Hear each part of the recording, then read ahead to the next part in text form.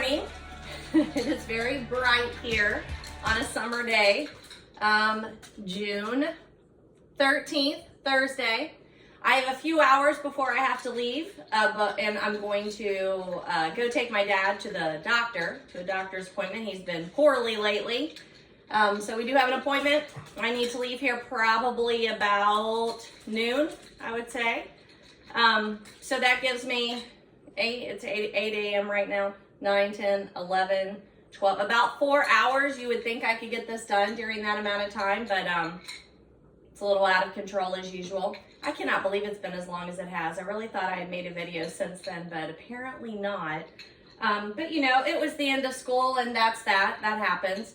But I have a lot of really great books to talk to you about today. I've read some really, really good ones. I've updated some recommendations on Goodreads that I have read in the past and didn't have good read reviews out there for. I have a couple that I've mentioned in the classroom that I hadn't mentioned to you, so I wanted to catch up on those. And I have some book haul, as always. I don't know, like I really do need to learn my lesson and stop purchasing books, but that's not going to happen, and I'm not really that worried about it, so here we are. I'm drinking a milk tea out of my Coffee Fox. If you're ever in Savannah, Georgia, it's a cute little coffee shop there. Glass. And I just really want to talk to you about some great books today. I just have some great recommendations and lots of book chatter. So if that's your thing, you need to stick around because I'm going to give you an hour, maybe two. I'm not really concerned about time. And then I will get this edited as soon as I possibly can.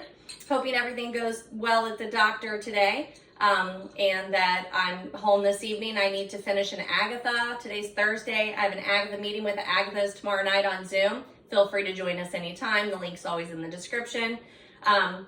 I need to read that Agatha book. I've been listening. You may have caught a little bit of the audio there at the beginning or during the breaks. I try and get a little bit in.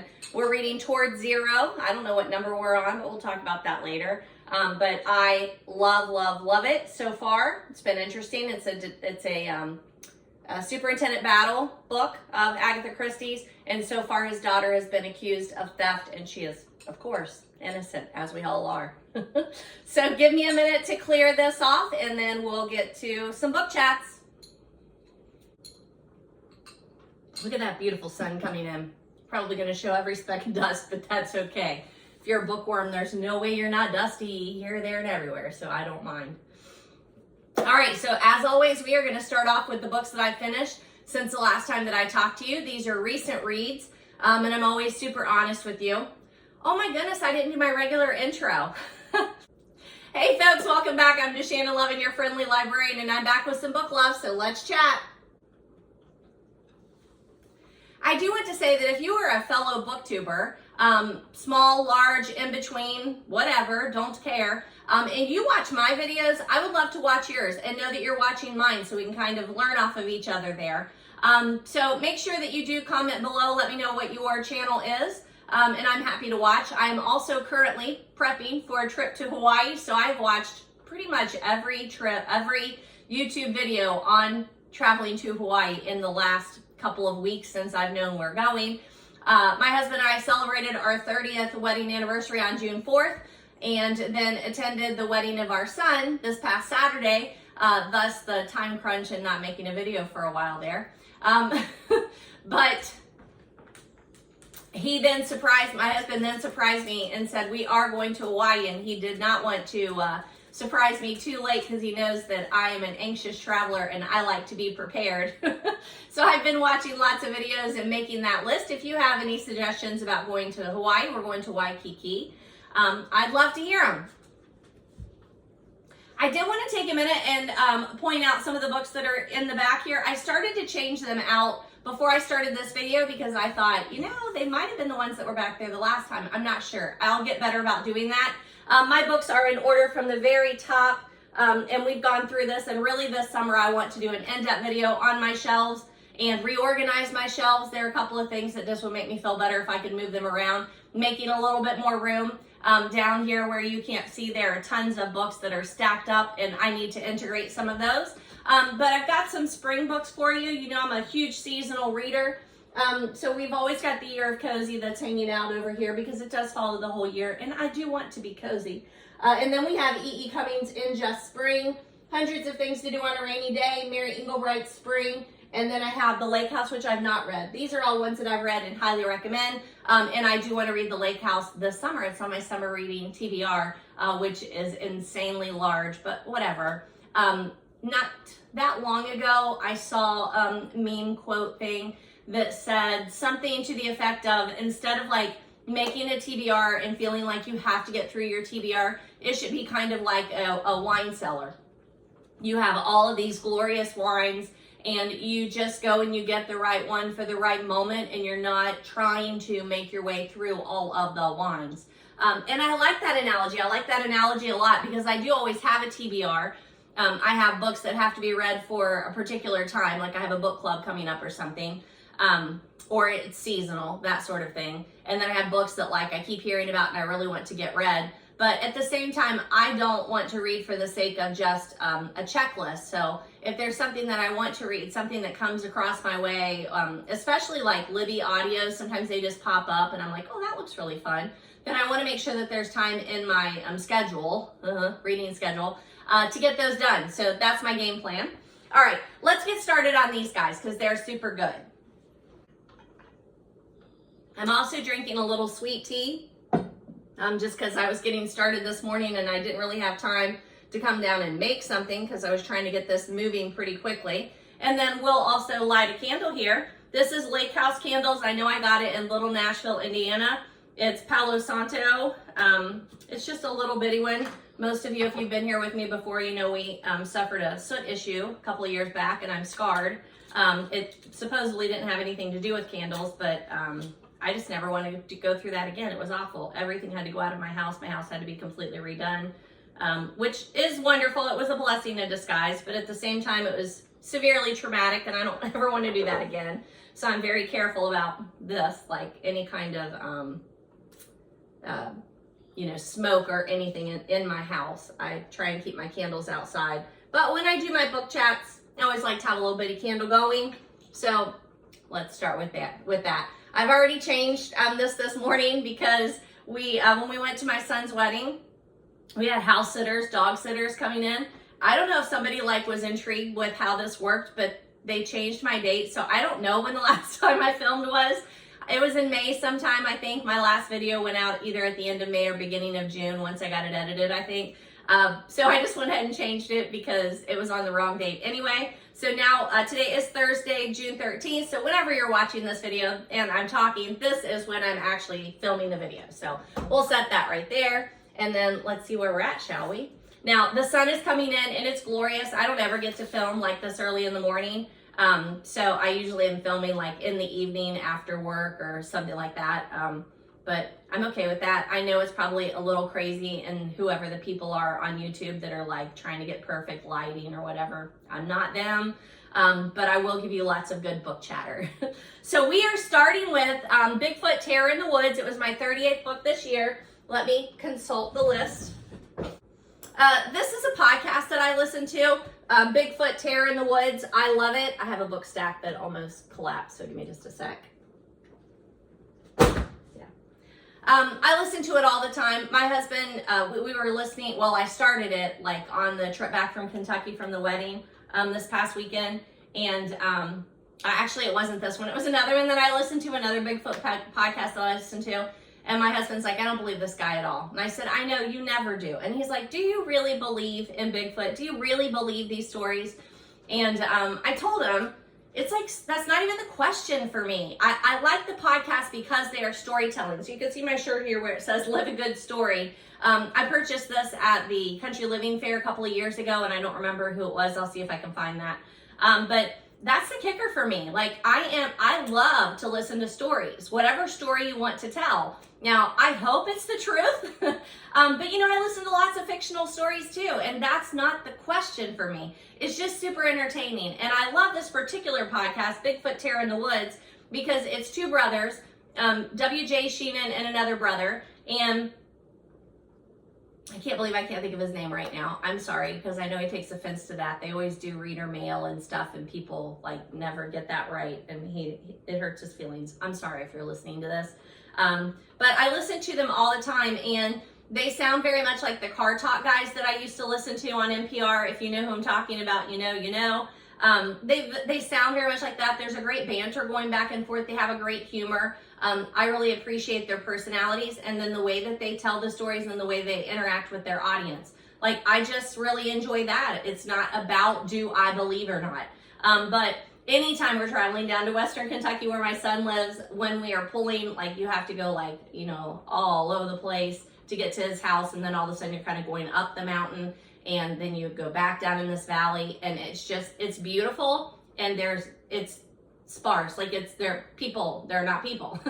It's insane. And every time we like turn down this little thing to head down to where his house is, I always say, if we are ever going to see Bigfoot, it's going to be here. It's going to be here, because why not? Like, if you ran up onto a Bigfoot, you don't have your camera in your hands, you're not going to catch it on film. He's going to cross the pathway, and he's going to come from nowhere, and he's going to go nowhere. You're never going to see. It's just, I always say, be on the lookout, because here it comes. And then, of course, it doesn't come, but whatever. I don't care. I enjoy the stories. But he is always talking about, the podcaster is always talking about these books that he has. He does say they're on Audible. I don't have Audible. So I ordered one to check it out. And it is a self-published book. And you know how I feel about self-published. Sometimes, you know, they irritate me because I want you to go through an editor. And then sometimes they're super well done. I'm pretty sure it was my last video. One of my former students self-published a book, and I was not expecting much. And then it's going to be one of my favorite for the year. Like, it was really, really good.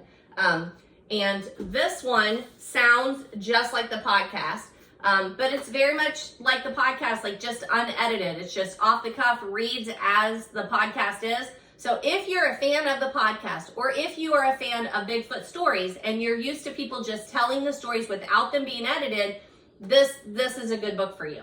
I enjoyed it because I love the podcast. There's a picture back on the back here of William J. Sheehan. And it says at West Meadow Creek, Long Island, New York, which I believe is where he lives. His brother is not in Long Island, New York. They record the podcast in two separate locations, but not distracting at all to me, or when you're listening to the podcast. But it's Bigfoot Terror in the Woods, Sighting and Encounters, Volume 1. There are probably 10 or 12 volumes, I would assume. I got it off of Amazon, so super easy to get your hand into. They're super short stories of the Bigfoot encounters, or other oddities. Doesn't necessarily have to be just Bigfoot, but most of them are. And I think he said that he's working on breaking them up into where they all came from, like where they took place, like different regions. He's trying to make a collection of the stories that way, which would be interesting, because I know there are a couple of stories that take place down. My son lives right outside of Land Between the Lakes. Like, he lives on the other side of Kentucky Lake. So it's Kentucky Lake, Land Between the Lakes, Lake Barkley. He lives on that side of Kentucky Lake. Like, you can see the lake there. And I know there are lots of sightings there in that part of Western Kentucky. So I would be interested in reading all of those.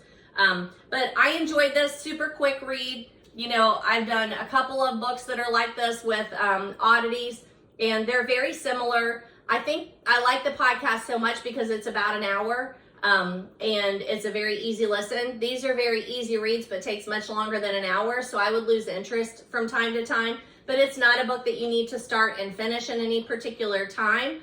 So it probably lends itself more to like, just read a story, set it down, read a story when you feel like it the next time, and make your way through it within like a year. That's what I would say. But I'm a faithful listener to the podcast. I highly recommend the podcast.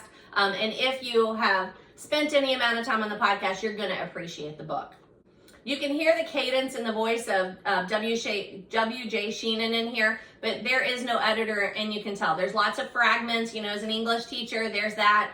But I don't know, I'm not an English snob, so that doesn't really bother me. I appreciate it for what it is. Many of the stories did sound familiar, so I probably did hear a lot of these on the show. But once again, I don't mind being reminded of those stories. That doesn't bother me. The only other non-fiction Bigfoot selection that I've read was Waller's Standing in the Shadows, Bigfoot Stories from Southwest Ohio, that I picked up when we were in Hocking Hills. And if you'll remember, I did a recommendation on that one, and I highly recommend that too. There's just a definite subculture of us who appreciate these kinds of stories. And if that's you, you're going to want to read this book. Oh, I also really enjoyed the fictional story, Devolution by Max Brooks. I'm pretty sure I talked to you about that one too. I highly recommend it. It's very enjoyable horror reading for Bigfoot fans. The next book I'm going to talk to you about, I don't have a copy of it. I borrowed it from my friend Elaine, Demon Copperhead. Yes, I know it's all over the internet, all over Goodreads, all over anything that you do, book talk, etc. It's by Barbara Kingsolver. She's in my top 5 authors. Don't ask me to list them, but I love Barbara Kingsolver. I was introduced to her back when we first moved back to Ohio in like 1996. I wanted to get involved in a book club, just didn't know a whole lot about them, so I just went to a random library. It wasn't even my local library, and they were reading Barbara Kingsolver's The Bean Trees, and that was my introduction to book clubs, and here we are, all these years after, 30 years after-ish. I love Barbara Kingsolver. I read everything that she writes. There are a couple that I do need to still read, but she won the Pulitzer Prize for Demon Copperhead, and quite frankly, she should have won the Pulitzer Prize for Poisonwood Bible. That is a phenomenal read. So is Demon Copperhead. Demon Copperhead, you can see the advance of the years, I feel like, in literature. Like, she knows what people want and need and what literature entails. And for me, Poisonwood Bible was perfect. I mean, it is tragic. It's a glorious read that everyone should read. Read Poisonwood Bible. But Demon Copperhead is definitely a story for today. It is a play on Dickens. Have to think about it. David Copperfield. It's a play on that.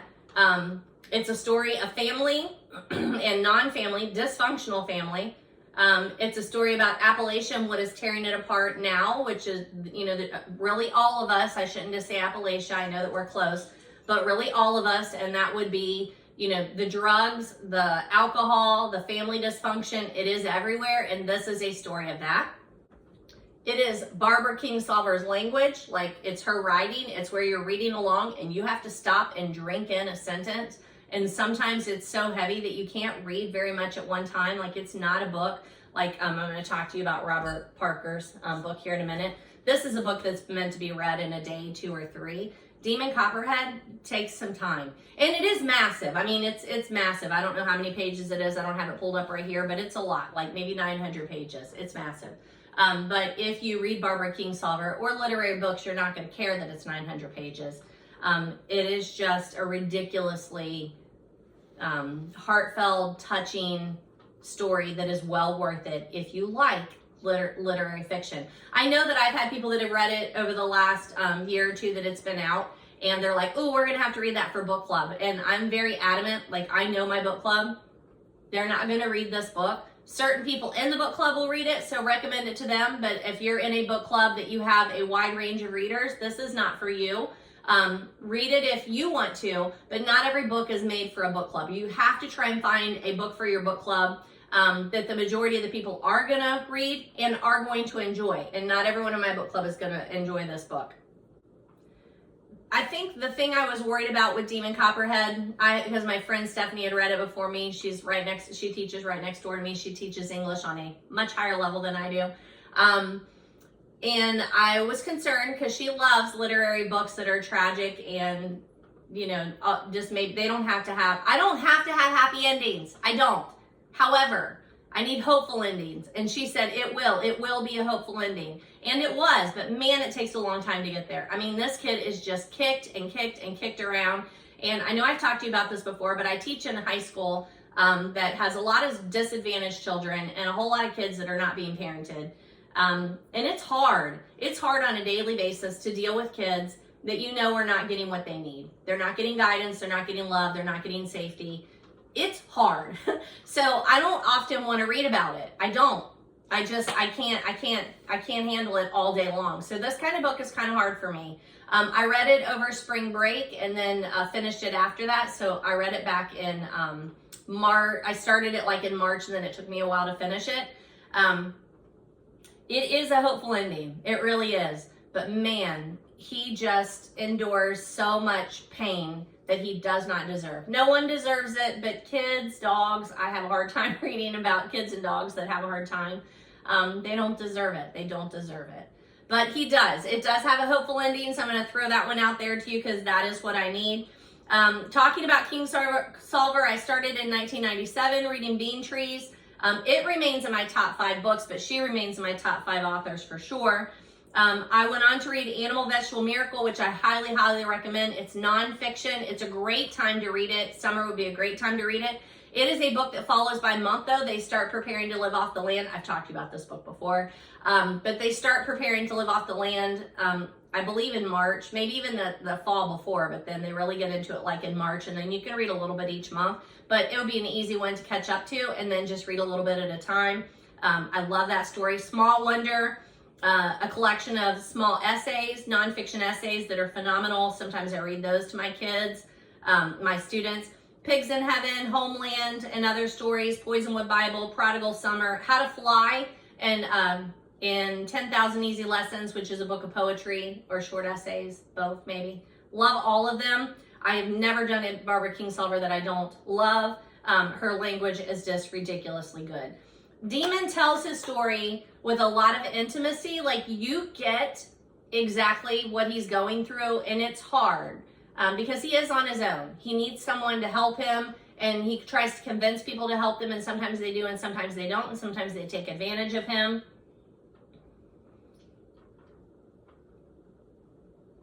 I wanted to talk to him and tell him that things get better, because I hurt for him so much. I just hurt for him.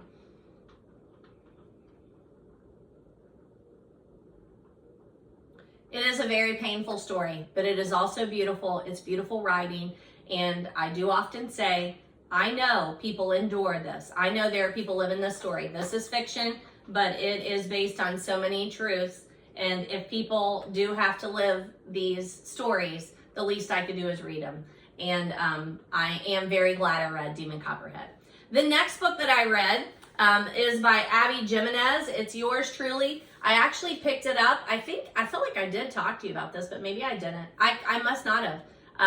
I think the last time I filmed, maybe we were just coming back from this, and I told you about it, but I didn't get to share with you the book haul. I think that's what happened. Anywho, we went to a fishing tournament with my son. We met him.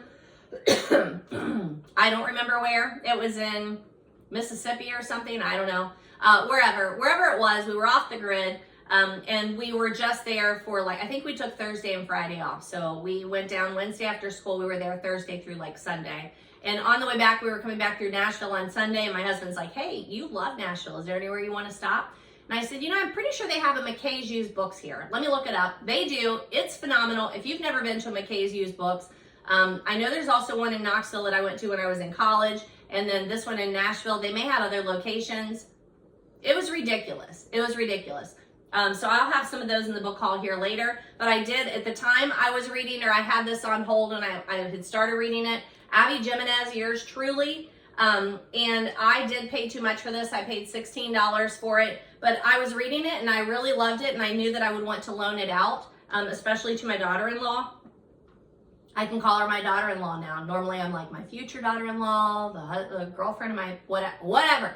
She's my daughter-in-law now, and I can just call her that. So she's a big reader, and I knew that she would really appreciate this book. So I bought this one, and it's a book of the month one too. So I thought that would be cool. I love the book of the month books to add to my shelf. They're beautiful. Let me pull that off there. Yeah.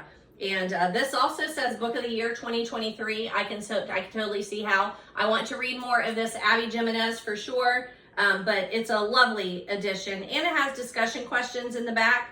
On the back it says Abby Jimenez is a Food Network winner, best-selling author, 2022 Minnesota Book Award recipient, and founder of the Nadia Cake Bakeries. What? She loves a good romance coffee, doglets, and not leaving the house. Doglets?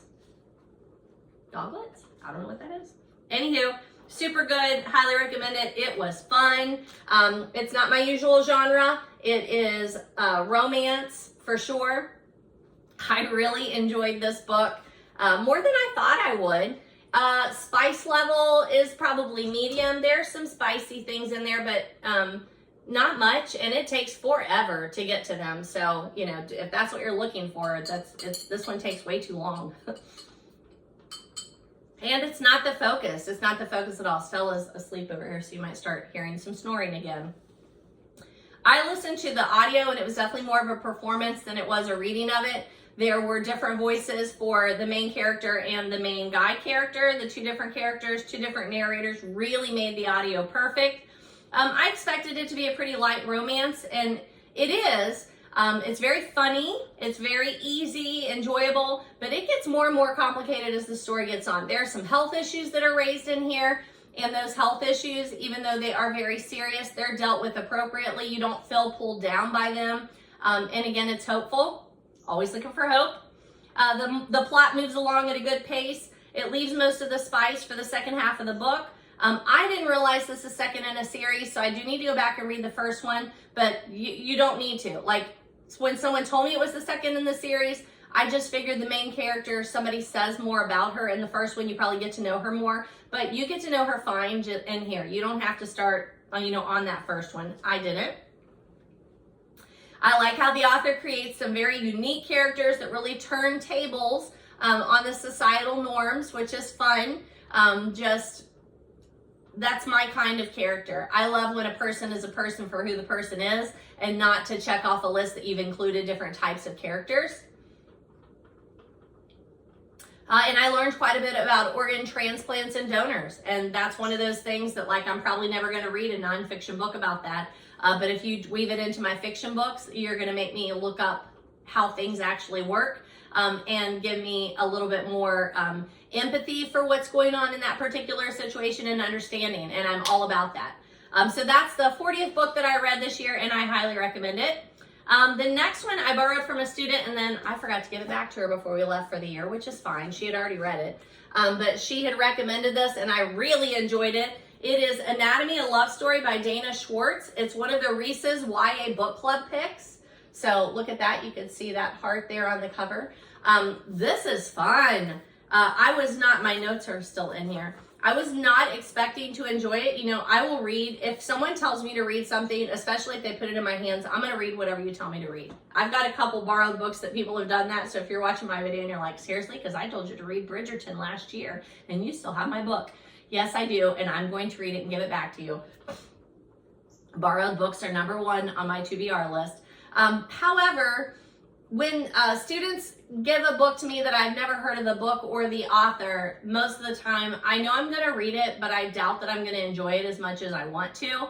And that's fine, because I want to read whatever they're reading. And it's really the same with my friends. Like, if you're reading something and I'm not reading it, or you have an author and I've not read them and you tell me to read them, I'm going to read them. Because I want to know what people are reading and enjoying. And it's just such a good way to get to know people and have a conversation, is if you know what kinds of books that they're reading. And what they enjoy. I enjoy that. It always leads to a really good conversation. If you're someone who struggles with conversation, I do not. But if you are, reading books and then talking to other people about them is just one of the easiest ways to have a conversation with anyone, even if you don't know them. Anywho, this was super good. It is called The Anatomy Duology, and I do have the second book at school. She loaned that one to me too, and I haven't read it. But it's a 5-star read for me. I'd say I gave yours truly 5 stars too, I'm guessing, because I just really, really enjoyed both of those books. But this one, I just wasn't really expecting it to be that good, and it is. I highly recommend it. It has a great plot line, just one that I've not thought of before. It is also historical. It is realistic fiction-ish.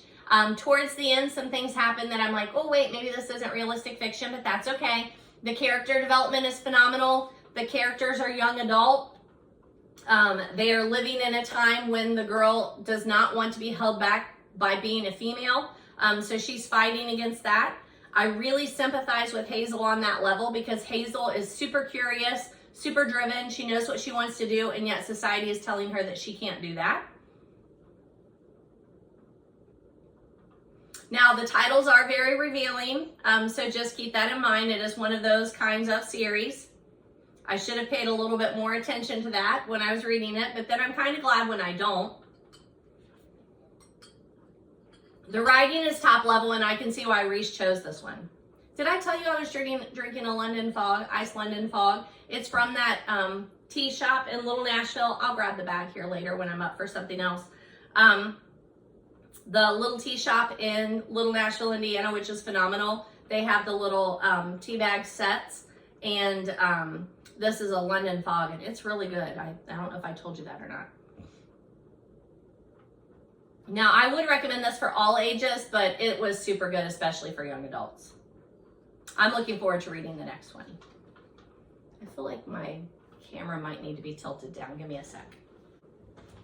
All right, the lighting's just gonna be a bit off. I put the shades down, which I hate to do, but at the same time, I feel like it's really affecting our light here. Anywho, here are those sets. It's Sweet Tea's Tea Shop. Milk tea, makes 6 large iced lattes. It is family owned. It's in Brown County, Indiana. I'll put the link below, but it's sweetteasbrowncounty.com. It's about almost $20 for the 6 teas that you have in there. And then they come in these little pouches, and you can order them online, but they come in these little pouches. So I just dump this in a little teapot, pour boiling water over it, and then pour that over ice. And that's how you get your iced tea lattes. And they're phenomenal. I can't recommend them enough. I love them. All right, so the next book is an Agatha. We have made it to Agatha. 5 Little Pigs, Agatha Christie. This one says $1.95 on the cover, which I love. And it's got part of the little rhyme, this little pig, this little piggy. You can see it's got the art on there. I've started paying more attention when I pick up a Christie to read to see like what 3 or 4 things are they going to put on the cover of that, because that's going to tell us something about the book. And this one has like a paint canvas. It has some paint brushes, a paint palette, the little rhyme, this little piggy, and what's that called? What's that called? Pot and messel. That's not true. I can't think of the word. You know what I'm talking about though, where you can like crush up spices. And this one is 5 Little Pigs by Agatha Christie. It is also called, is that right? Is it this one? Yes. I'm like, oh, this is the other one, Murder in Retrospect, a Hercule Poirot mystery. And you can see the cover there. These are the same book. This is just the original title, and this is the American title. We've talked about that before. This one has a price tag of 95 cents on the front. And once again, no, I'm sure I did not pay those prices. These probably came. Most of them end up coming from either half-price books where I'm going to have to pay $3 or $4 for a book, 6 or 7 sometimes, or down in Murray, Kentucky, which I didn't get to go to when we were there this weekend. The Book Rack, which is a used bookstore down there, she usually has a good collection of Agathas too. So I usually pay more, anywhere from $3 or $4, $5 and $6 for an Agatha. But I still always like to see what the original price tags were. And these are phenomenal. So this one, this isn't my favorite. I liked it. I would recommend it as an Agatha reader, but you know, maybe I gave it a 3 or a 4 out of 5. It wasn't my favorite. I think this is our first murder of Agatha Christie's that happened in retrospect. So it's already happened, and then he goes in to take care, or Hercule goes in later to solve a murder that's happened years and years ago. I'm pretty sure this is the first one that we've done like that. The murderer is 16 years old. The daughter of the woman who was accused of the murder, which is the wife of the man who was murdered, she comes to Hercule and really wants Hercule to tell her if he thinks her mother is guilty. She does not think her mother is guilty, so she wants Hercule to prove it. You've got a lot of the little Agatha things that are in here. You've got poison. You've got a small group of people staying in a house. Not necessarily closed door, but definitely secluded. So not that many suspects. It couldn't be that many suspects. See how the lighting changed there? I don't really know how to fix that, folks. I guess I can move it over. Give me a sec. I'm afraid that's going to affect your viewing pleasure. Okay, I think that helps a little bit. Probably messes you up a little bit. I know it does me because it's off-center, but it is whatever. I'm trying to make sure that it's better for your viewing pleasure, so give me props for that. Anywho, this is the number 25th Hercule Poirot. I don't know why I don't have it marked on here. I usually do what number of our Agatha, but I think we're at like number 35 reading Agathas. I can't quite remember. It is said that this one parallels Agatha's real life in many ways. You have the mistress, you have a young daughter who's caught in the middle. There are shared initials to some of the characters and people in real life. And it's not the first time that Agatha uses a reference to a nursery rhyme for Five Little Pigs. And it took our Agatha group a minute to match up why she used, like, this little piggy went to the market. Who does that match up with and why? But it made for interesting conversation. You do have some of those other Agatha hallmarks, like the overheard conversation that's being misinterpreted and then taken and it comes into play. Some allusions to literary things. It's not my favorite, but it was a good mystery. So I mean, of course, I'm going to recommend every Agatha. I recommend that you do exactly what I'm doing, which is go back to the first one and read them in order. It's been a phenomenal experience. I hope to do a separate video on that this summer. See how the lighting keeps changing like that? I don't know. I don't know how to control that. I'm sorry. The next one that I read was a Tanya Kappes 4-leaf Felony. It's the first one in her Holiday Cozy Mystery series. I have talked about this the last couple of videos. My cousin and I have signed up for a Tanya Kappes and Duffy Brown weekend in the fall. It's usually called Two Dames on a Mystery Train, but they're changing locations and we're on a boat on the Ohio River. So it's 2 dames on a boat. And there's a mystery theater, some tours, and then we get to meet the authors. So I'm trying to read at least the first one in each of their series. Duffy Brown only has 2 or 3 series, and I've read the first one in 2 of her series. There might be another one that's thrown in there, and I'm going to talk to you about her here in a minute.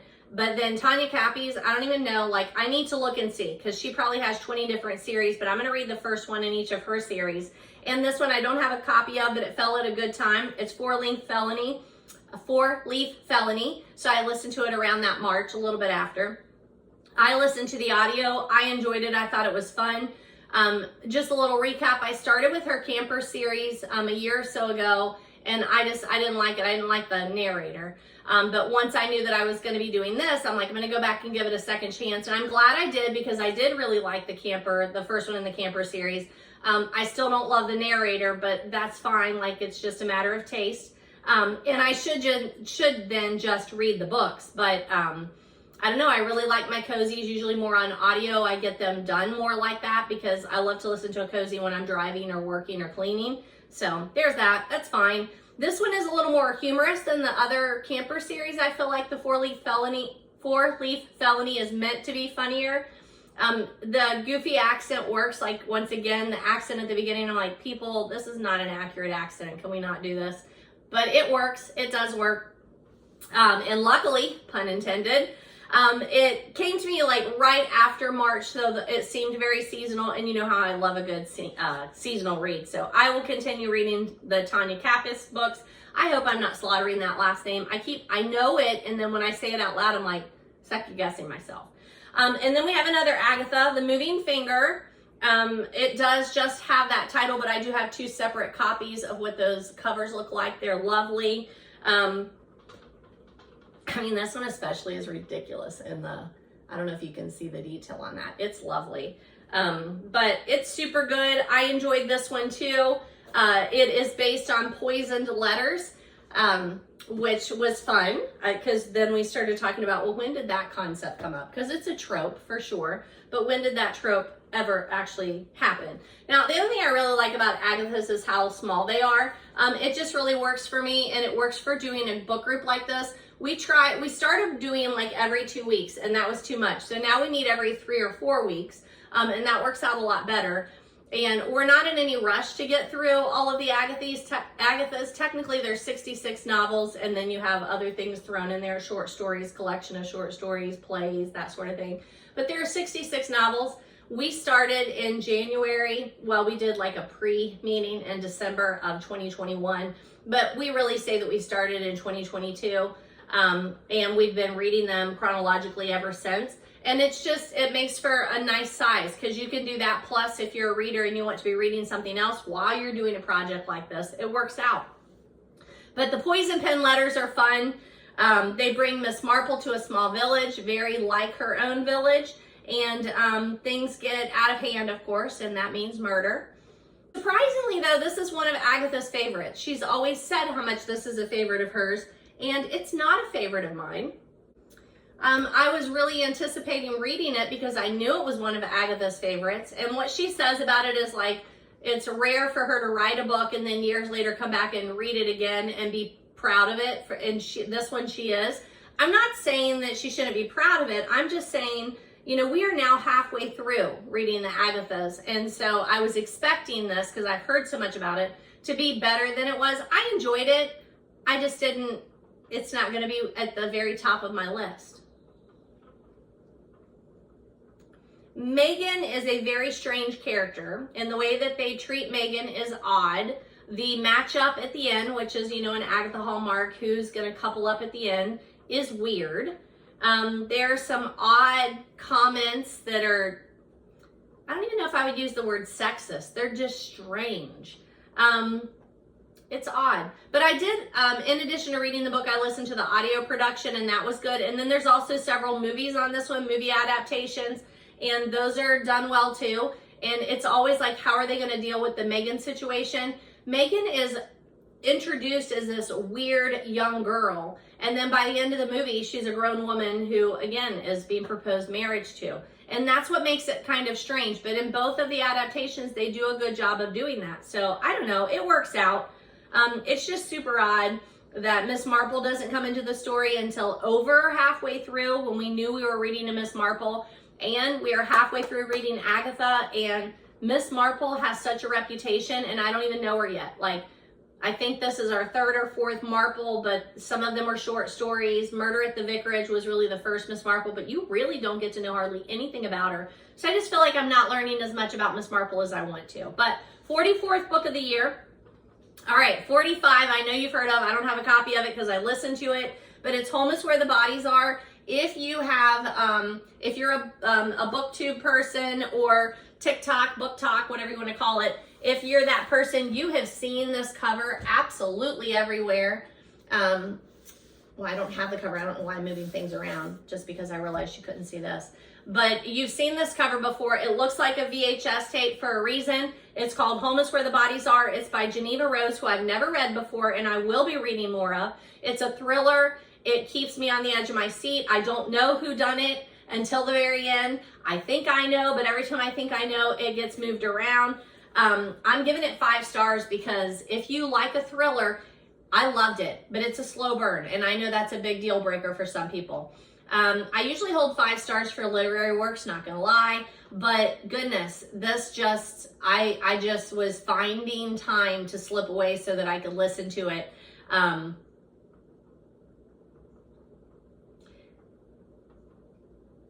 Just the information that she gives you, she's not holding back, right? So I don't feel like I've been mistreated, which sometimes Agatha mistreats you. She's giving me everything that she knows. The narrator is being very honest. The family, there's some ugly things in the family and you're being told all of the ugliness. They're not holding back, so it's not that. But you're just not going to get a big nod until very late in the book when they're like, wait a minute, have you been paying attention? What do you think? Could it be this person? There is some light spice, but it's very brief, so I don't even know if it's worth mentioning unless you're turned off by that, because it's not enough to even say that it's a spicy book. It's definitely a thriller with a scene thrown in. There are some other love interests that are sprinkled in that they make sense. It was just published in April of this year, and I've seen the cover a dozen times or more, enough that it made me pay attention. And I know I've also heard the author's name, but I couldn't tell you like what that author wrote because I'd never read her before. I do like thrillers. They're not my usual. I like them when I want to read a book in 2 or 3 days and I know I'm going to need something that's going to get my attention. And this definitely did it, and it will make me read more thrillers for some summer fun. But book number 45, Home is Where the Bodies Are by Geneva Rose, highly recommend, especially if you're looking for a good summer thriller. Cruel Candy is just one that was on my Kindle. It's a cozy mystery. It's #1 in the cozy Corgi Mysteries. It's by Mildred Abbott, which I think I might have put on here that I thought I had read other books by Abbott, but it was a different Abbott, so I might have gotten those mixed up. It's enjoyable. It was on my Kindle. I'm just kind of always reading something in print and audio on my Kindle for a devotion. Like, I've got all those things going on. And this was on my Kindle, and when I was traveling, I started reading it. It's lots of cozy hallmarks. There's a girl, she's lost her job or been coming out of a bad situation, ends up in a small town, starting a new business that you're wondering how the heck they're gonna make money. And then she is opening her shop and finds a dead body. Immediate love interest, definitely a hate to love trope, which I always love. There's a sidekick, a pet corgi, which is, you know, what the whole thing is really like focused on that, but it doesn't really have a whole lot to do with the actual story.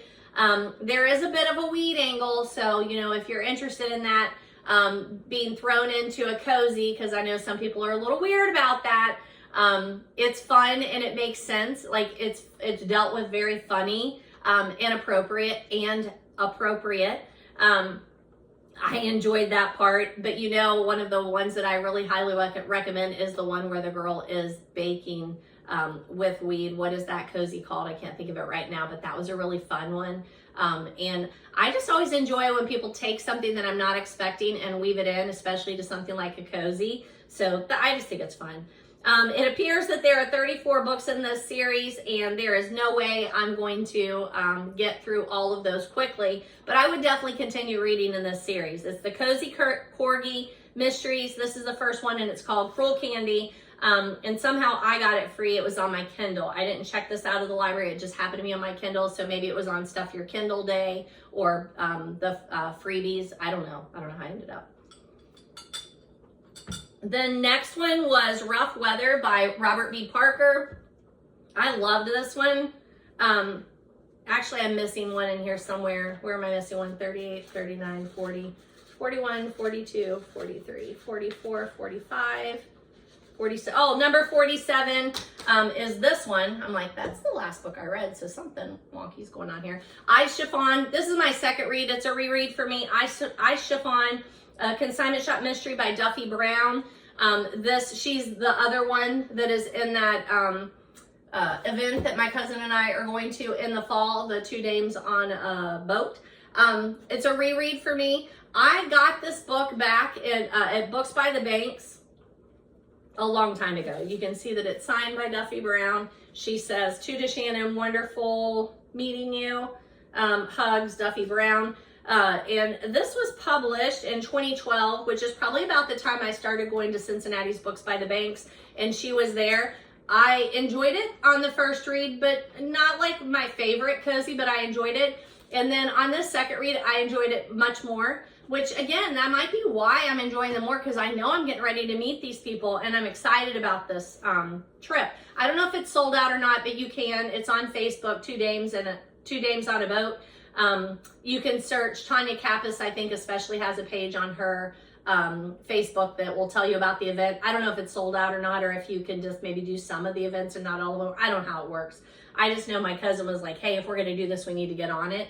And I'm like, just tell me how much to send you, get it done, and I'll catch up later. So now is the catch up time. But I really enjoyed this one. It's a good one. I've already reviewed it on Goodreads and talked to you about it before, so I'm not going to spend any time on it, but I did a good reread of that one.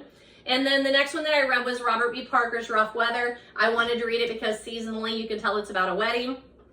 You may remember that the last one I read by him was School Days. I read it at the beginning of the school year and it was about a school shooting. So this is about a wedding, but it's also the bride gets kidnapped from the wedding.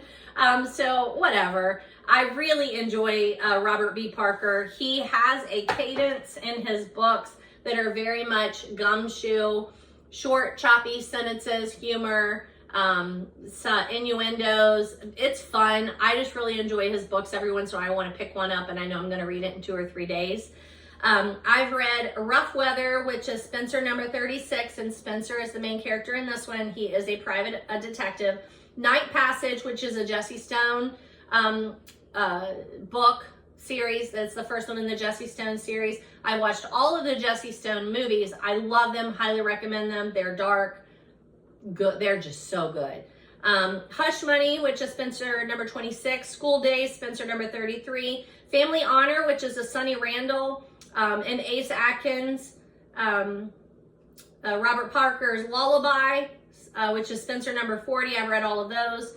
And I enjoy them. I enjoy the movies. I enjoy the books. It's a definite cadence to them that you either like or you don't like. It's choppy and direct, which I also enjoy. And then it's the preparing for the wedding. It was fun to read about the stuff that was going to happen at the society wedding. You know, if Spencer is in it, it's not going to be happy, but he just figures it out. And this one has such a unique ending. I think you're going to appreciate it. He is tracking down the murderer and kidnapper, and then all of a sudden, the way that it's wrapped up, you're like, well, now that was different. And you learn about Spencer. Remember when we were talking about Hercule Poirot, we often talk about Hercule Poirot's justice, the way that he wraps up a mystery and makes people pay for it or not, is always interesting. And this reminded me a lot of Hercule Poirot's justice and Spencer's justice. He listened to what was going on. He got the information that he needed, and then he had to make a decision. And I really, really enjoyed that. And there's some regular characters in here. Obviously Spencer, but his girlfriend Susan, Hawk is in there, and then the Gray Man is in this one. So highly recommend. Here are some of those other books in that series with the holiday cozies that I'm reading by Tanya Kappes. 4-Leaf Felony is the one that I read. The next one is Mother's Day Murder, then Halloween Homicide, New Year Nuisance, Chocolate Bunny Betrayal, and 4th of July Forgery. So I plan to do those as they come up. Oops, looks like there's more than that. Thanksgiving Treachery, Santa Claus Surprise, April Fool's Alibi, and Columbus Day Conundrum. So those are fun. I still need to read Tanya Kappes' Maisie Doss Mystery. Book 1 is Sleight of Hand, so I need to do that one. I did Beaches, Bungalows, and Burglaries, which is the first one in the Camper series. And I did Scene of the Grind, which is the first one in, I don't know what the name of the series is called, some kind of coffee shop one. I did that one. The next one in the Duffy Brown series, Ice Chiffon, is the first one. Killer and Crinlands is the second one. And I think, oh, there's 7 in that series. And then I did the Psychopath Mystery series. I did Geared for the Grave, which I did not. I didn't really like that much. But I might do Breaking for Bodies and give it a next one. And so that's my game plan, is just to kind of alternate those 2 authors until it's time to meet them. All right, looks like the rest of these are here because of my book haul purchases, being able to talk to you about those. Let me check my notes. All right, I put some books up here, but I'm not quite sure where I'm going, so I'm just gonna move down my list for a minute and then come back. I did want to revisit, I told you in the fall, I'm teaching a new course, which is weird for me. If you've been with me anytime at all, you know that I started teaching English 30 years ago, and then I went into the library for 20 years. That was my love. That's where I want to be, but it is what it is because we're just not going to go there.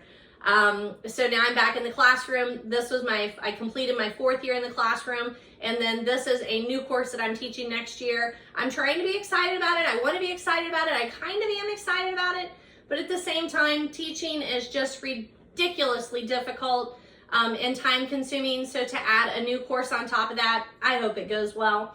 But I got to pitch what I wanted to do because there was some space in the schedule. So I'm going to do a young adult literature course. So the students will choose it as an elective. So I'm hoping, that being said, I'm hoping that I get readers in there. And some of the authors that I want to cover are, I want us to read Lori Halls Anderson's Speak together. I want to read Gaiman's Coraline. So I do have a copy of that one here. I want to read Coraline with him and talk about Neil Gaiman because he does span from Coraline, which is more like a middle grade novel, through very adult books.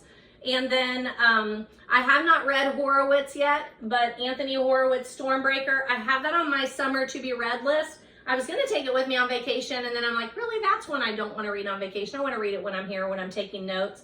So we're going to talk about Anthony Horowitz, and then, excuse me, E. Lockhart's We Were Liars. So I know I've talked to you about all of those authors, and I've mentioned those books, but I just wanted to throw that out there again as a reminder that I'm working on that. I've already reviewed for you, but like I don't think I had settled on those authors when I had talked to you in the past. That's why I'm bringing it back up. So for my revisits, Lori Halls Anderson's Speak, I've already recommended to you. If you are someone who is interested in like the books that I'm recommending in my classroom, that I book talk in my classroom, starting with episode 39, I've started to consciously walk you through the books that I've been recommending in my classroom. So just throwing that out there. But I've already talked to you about Lori Halls Anderson's Speak, but I'm telling you, we're going to do that one. And then Neil Gaiman's Coraline. I've talked to you about him several times too. These are wrong. I don't know. Like I said, all of a sudden I was like, I don't know what I'm doing. These are in the wrong stack. But Neil Gaiman's Coraline, I'm sure I've talked to you about before. I had a Goodreads review out there back in 2021, and the Graveyard book, I had a review out there in 2020, and I know I've talked to you about that book too. I love Neil Gaiman. I think he's masterful. I think he's a young Stephen King that he just is of his time, and he writes for him, for himself, and I adore him. I adore him. So I think Coraline's going to be a good introduction for the class for him. But I am giving a shout out to the Graveyard book. I really enjoy that one too. I would have chosen that one, but I wanted to just do a deeper dive into Coraline to have a good conversation with them about young adult literature and like the progression of it. I think that's going to be a good one for that. But I love the Graveyard book too. I usually read part of that to my classes every year. Not all of it. There's not time to read a ton, but I always do a first chapter Friday, and I try and do the Graveyard book around Christmas because it's so phenomenal. And then I need to read Neil Gaiman's The Ocean at the End of the Lane, Neverwhere, and Stardust. I have those books and I just have never read them. So he's on my definite like short list. And then Anthony Horowitz, I've talked to you about Anthony Horowitz and some of the books that he's done in the past, but the adult books are the ones that I've talked to you about. I thought I had it right here, but I'm not seeing it. And that's okay. I've talked to you about some of the other Anthony Horowitz, but I've never read Stormbreaker, and I thought I'm trying to balance out like male and female authors, the different genres, just authors that don't just have like one book, but that we can talk about like how they've grown and written to different audiences. And E. Lockhart is another one. The We Were Liars really changed the way people look at unreliable narrators. I think it's a great introduction to an unreliable narrator, so we're going to do that one too. And I've already talked to you about all of their books, so just throwing that one out there as a quick update. All right, it's just going to be a bit choppy. I don't care, it's fine. Another revisit is St. Augustine's Confessions. I talked to you about Henry Nouwen and Foster, some of their books that had Goodreads and that I wanted to mention. I think I had picked up a copy of one of them and why. But then I realized that I did not have a review out there for St. Augustine's Confessions. Now, on the book, it says St. Augustine Confessions. On the Goodreads, it says Confessions by Augustine of Hippo, which is, you know, where he's from. But I had taken a college class and read some of these devotional classics, and I just had not put anything out there for St. Augustine. And so I wanted to update you on that one. This was my copy that I did read in college, and there are so many underlined passages. I think that what I would tell you about St. Augustine is you're like, I don't know, like classic literature, really? I don't know if they give you a list of dates. Okay, that's what I need. So, it has a great introduction, and then it's got Augustine at Thagasse was born in AD 354. And when you see that, you're like, do I really need to read about someone who lived in, 354 AD? Yes, you do, because there are so many things that when you are reading, you're like, is this written today? Because I think it could be written today. The struggles that he goes through, the things that he's contemplating spiritually. The more a man is subject to such suffering himself, the more easily he is moved by it in the theater. Yet when he suffers himself, we call it misery. And when he suffers out of sympathy with others, we call it pity. But what sort of pity can we really feel for an imaginary scene on the stage? The audience is not called upon to offer help, only to feel sorrow. And the more they're pained, the more they applaud the author. you see what I'm saying? Like, it's readable. And I don't know if you know that St. Augustine is readable, but here's another just line I randomly underlined. He becomes their slave, and slaves cannot be judges. It's just phenomenal. I highly recommend that you read St. Augustine Confessions. If you're someone who's looking for devotional reading, spiritual reading, you're not going to be disappointed. Highly recommend.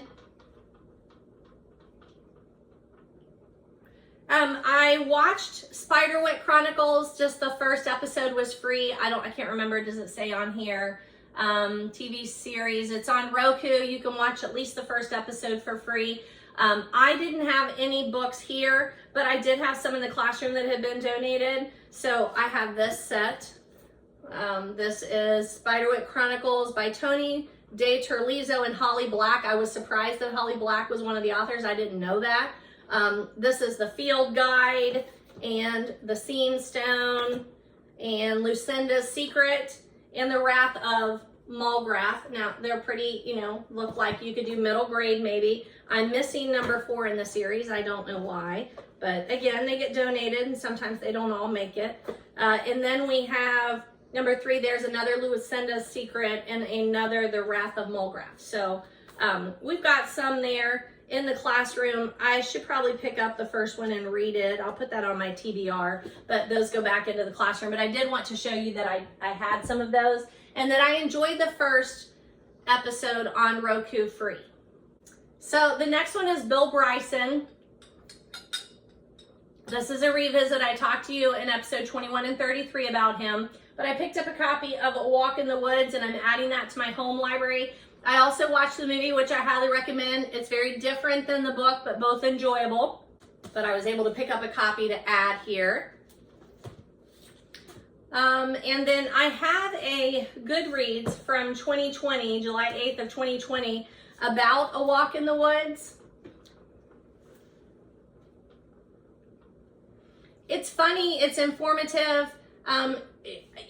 Like I recommend so many different kinds of books that if you are a one genre kind of person, you're not going to like any of my videos. But this is nonfiction essays. It's very informative and entertaining. He decides to try and hike the Appalachian Trail. And it's humorous. You learn that it's not as easy. Like there are people that are like, I think I'm going to go walk the Appalachian Trail. And they don't realize how much preparation needs to go into that and how dangerous it is. And he deals with it in a very humorous and entertaining manner. He has someone who's going with him, and that guy's a weirdo. But we all have weirdo friends, don't we? So it's just super relatable. I really enjoyed it, and I highly recommend it. It would be a great summer read. If you, I don't know about the audio, I haven't tried an audio, but if you have a significant other that maybe doesn't read, this might be one of those that they're like, oh, but I would like to walk the Appalachian Trail, and be like, well, you should definitely read this first. So just highly recommend. And then I also have this, The Life and Times of Thunderbolt Kid. It's a memoir by Bill Bryson. That's on my to be read list. And then I have this massive tome, Bill Bryson, At Home, A Short History of Private Life. And that's on my to be read list by Bill Bryson. So I noticed that my Steg Larsson, The Girl with the Dragon Tattoo books did not have reviews out there. So I added reviews for those. I think I have them at the bottom here, so let me grab one of those. So I added reviews for those books and just wanted to throw a little bit out there. I believe I had already talked to you a little bit in episodes 10 and 47 about them. I think in 10 I probably talked to you a little bit more about the book, and then in 47 I probably had picked up a copy. These are not books that I would add to my classroom for sure. I want to say that our book club read at least the first one in the series, and that's what got me started. I always say on that first book, it was super popular. This one. It was super popular, and if you picked it up because it was super popular and you started reading it, it would be very difficult to get through that first part. But I think that's why I was reading it for book club, so I'm like, I have to get through it. And then when you get to a certain part, then you just can't stop. It's a very widely read series, and there's a lot of mystery and intrigue surrounding the fact that he died after writing the third book, he still had the information for the other books to complete the series. I think he even wrote the first 3 books and turned them all in at the same time and then died. But there is information to complete the rest of the books.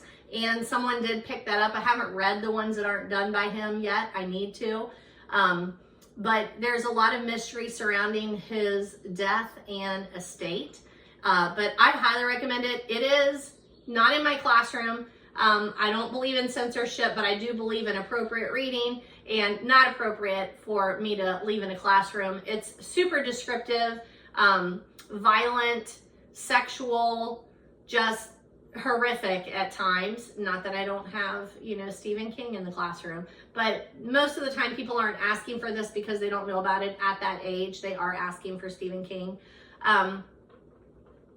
I don't know. It's just such an entertaining series. It's another one that the main character, Elizabeth, is just so mistreated and taken advantage of, and you feel for her, and she learns to take care of herself, and I love that about the novel. Lots of good mystery. You have to pay attention. This is not a light reading. It's not something that you can dip in and out of like you need to read it, but it is one of those that you are amazed that it's that large and you'll read it in like 3 days because you're so worried about everybody.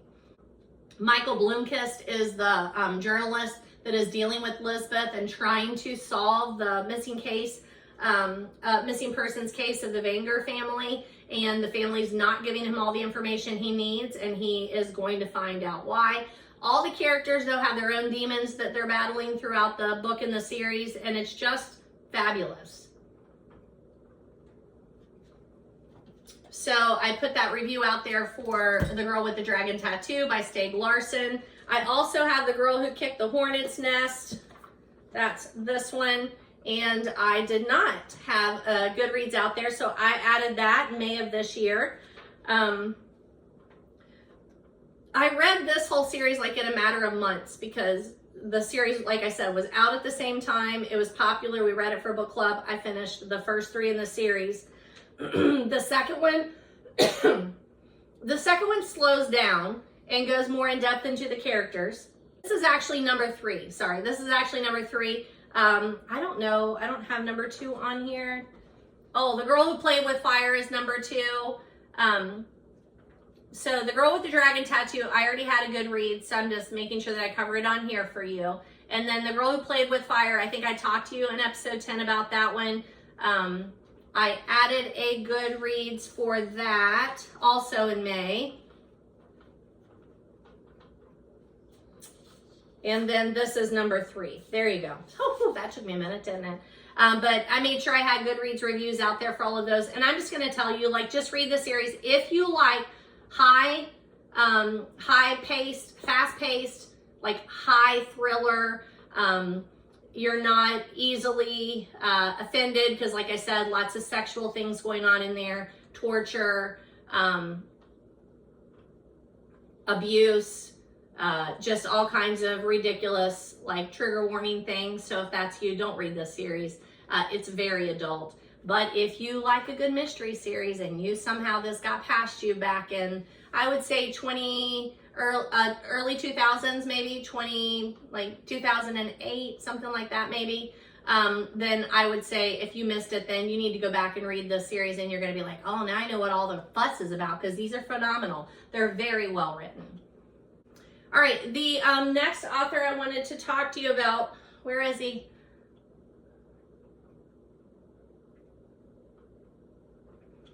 Is Son Black. There we go. This is just a revisit because I know I talked to you about them and then all of a sudden I noticed they're missing something. So it's Jordan Sonnenbleck, Notes from the Midnight Driver. He is one that I talk about in my classroom. Sometimes I read the first little bit, like couple of pages, because it's super good. But I did not have, I don't know why, but I didn't have a review out there, so I added that on June 2nd. It's such an easy book to recommend to high schoolers, and I always have multiple copies, and I always have multiple kids reading this at a time. It's funny, it's light, it's easy to recommend, especially to guys, which sometimes I struggle with trying to find something that they'll read. They're not normally, high school boys are not as good about reading anything you hand them as high school girls are. That's sexist and stereotyping, but it's true.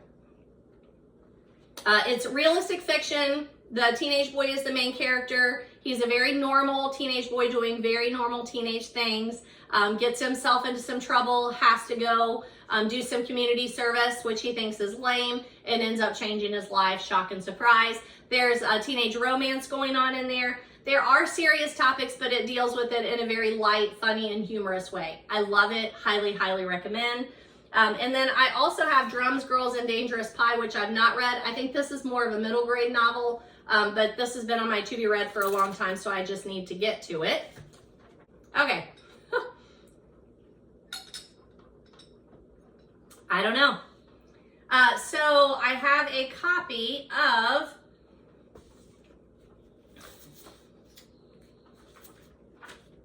Divergent by Veronica Roth. Here's this.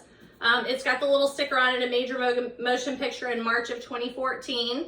I think I had probably picked it up in a book haul and then just realized I hadn't really talked to you about it. So I did mention Roth in 17 and 28, so I'm just making sure. But I recommended this series to my students, but most of them have already heard of this before. My problem is once books are published and then they turn into movies and then kids are growing up and coming through, they watch the movies without having read the book. So I just always like them to know, hey, this comes from a book. If it's a movie you like, you're probably gonna like the book. Divergent is a dystopian series for sure. It's part of the Epic Reads. It's published under that branch, Epic Reads. It's an imprint of HarperCollins.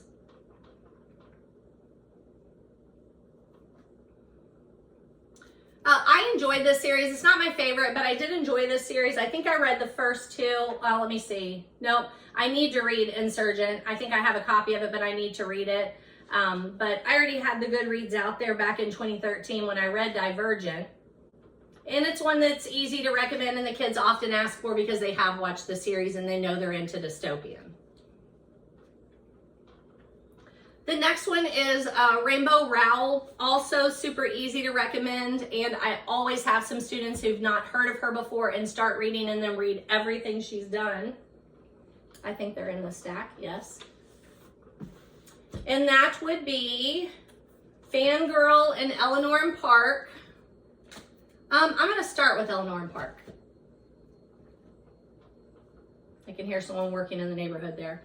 I'm going to start with Eleanor and Park, but I have talked to you about Rainbow Rowell in episodes 14, 15, 18, 20, 26, 27.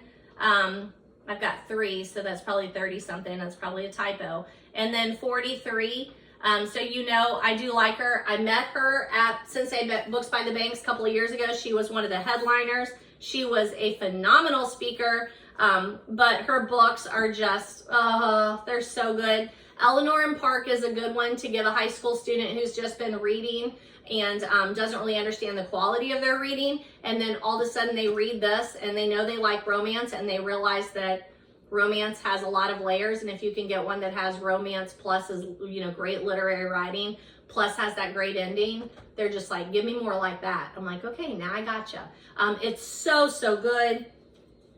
I reviewed this. Oh, I didn't have a review out there, so I added one May 8th of 2024. It was my first Rainbow Rowell book, and then I went on to read everything I could get my hands on by her. I go into a more in-depth talk about Rainbow Rowell in my review on Goodreads about Fangirl, so you might want to look there. But I would recommend Eleanor and Park. It is a love story, a teenage love story, a first love story. However, it is a very realistic book and has a great realistic ending and has lots of very serious things that they deal with in this book. I love it for those reasons. I love it because it's realistic. It has a realistic ending. It's believable. What has to happen, it needs to happen, happens. There's some cryptic writing in there that I always love. I'm like, oh, you're reading Eleanor and Park. What are the 3 words? When you get there, tell me. And it's just a great book to have a conversation about. Highly recommend it to young adults, but anybody who likes a good tragic love story, Eleanor and Park, read it.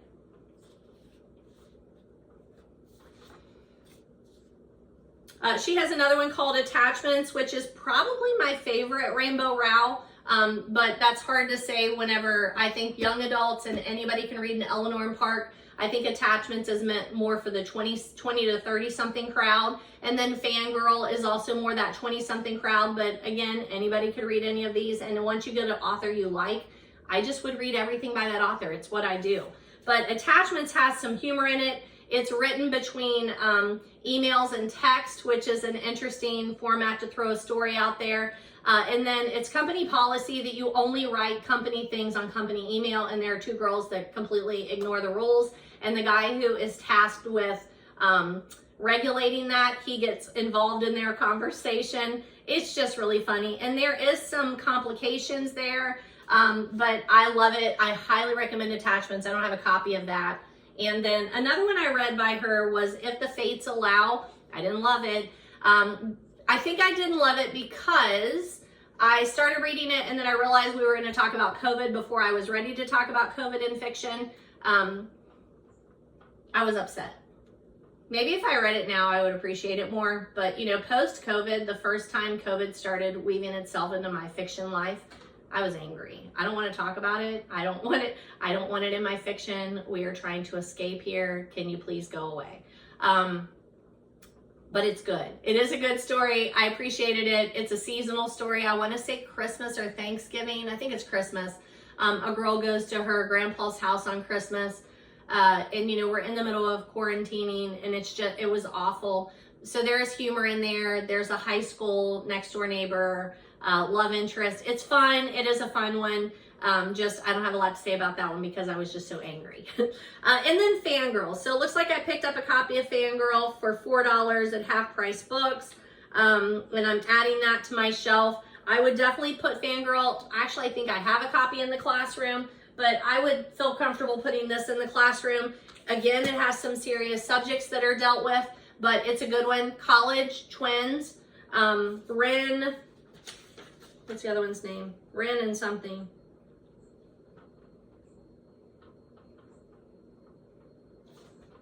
How can I not remember that? It's a play on words. Kath and Ren, Catherine, get it, are twin girls that go off to college, both of them dealing with their own demons.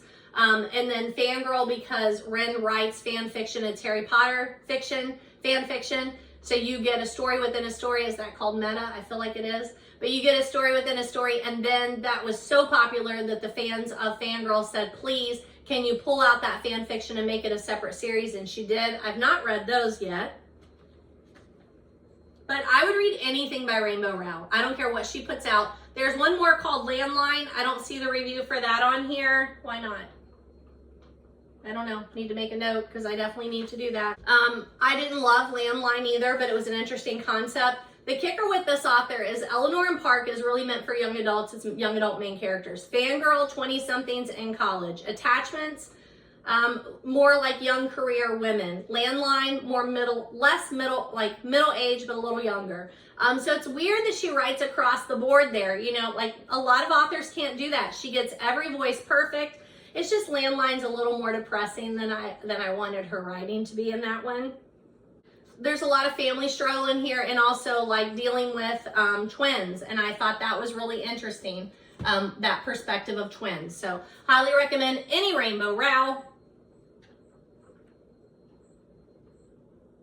I updated some of my Nicholas Sparks books. So we've got Message in a Bottle. That's on my TBR. I've not done that.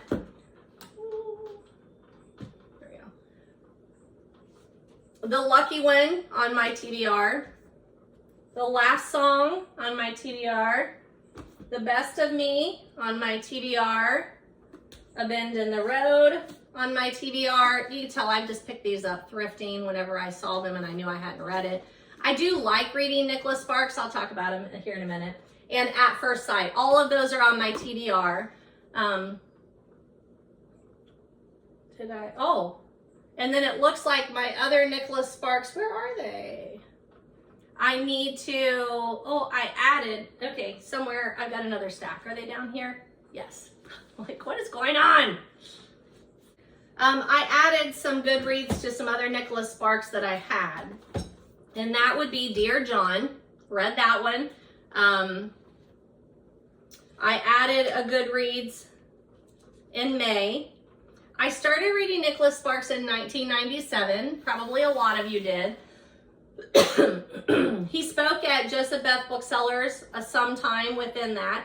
And I went and listened to him speak, had him sign a book. I don't know, it probably was going to pop up in one of these. He was a good speaker, very different than what I was expecting, because you expect the author's voice to be, you know, like just like the author's voice that you read. He was a little more serious. He was very entertaining. When I stood in line to go and talk to him, he mentioned something about my name, because my name's DaShannon, it's weird. But he was super personable. He was not in a hurry. You know, there's this line of people. It wasn't just like he was signing and handing things and moving people on. He like had a conversation with me. I think we talked about the fact that I was a teacher and that my students liked his books, and he wanted to know what did they like about them. I mean, he was not in a hurry, and I really appreciate that. I know the 500 people standing behind me probably did not appreciate it, but he probably did the same with a lot of them. I don't know. But he was a good speaker, and I enjoy his books. I have students that enjoy his books, both male and female. I'm always surprised. This last year, I had students that loved his movies, and they were my male students, freshman boys, and they watched the movies together. Like, okay, like not what I would expect. We won't talk about stereotyping again, but he's easy to recommend because you know you're going to get a good love story. I always let the students know they're not always happy. They don't always turn out happy in the end, but they pay off. So I started reading him in June of 1997 with the Notebook on audio, and then every few years I would read him. 1999, A Walk to Remember, 2002, Knights of Rodanthe, 2004, The Wedding, 2005, The Guardian. I need to return to and continue reading his books because I do appreciate them. I think they would be good audios. I always watch his movies, and I really appreciate him.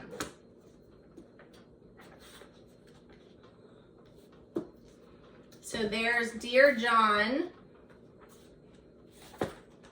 I added a review for A Walk to Remember, which is probably my most recommended one to my students because I think it's so relatable to them. But A Walk to Remember is two high school students who fall in love. They're not ones that you would normally put together, but it works. It will rip your heart out. You will cry, which is what he is known for. And there's a good movie adaptation to that one. And then that takes us to The Wedding. Added a review for that one too. This is the continuation of The Notebook, which I don't seem to have a copy of here for some reason. I'll make sure that I have it out there. But The Notebook is the continuation. The Wedding is the continuation of the story that you start in The Notebook. Highly, highly recommend. I love The Notebook. I love The Wedding. I love A Walk to Remember. Dear John, I don't remember that much. But I don't have to remember his books detail by detail because I appreciate them and I enjoy them in the moment. Knights in Rodanthe is the one that he might have inscribed for me. Why don't I have it?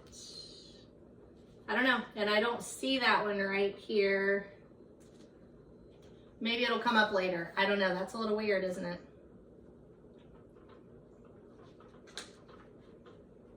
Anywho, that's going to take us to our next section, which is books that I recommend. So let me grab some of those. All right, so I did want to mention, here's Anthony Horowitz that I told you I'm going to try and read, Stormbreaker. I read, I don't know what I read.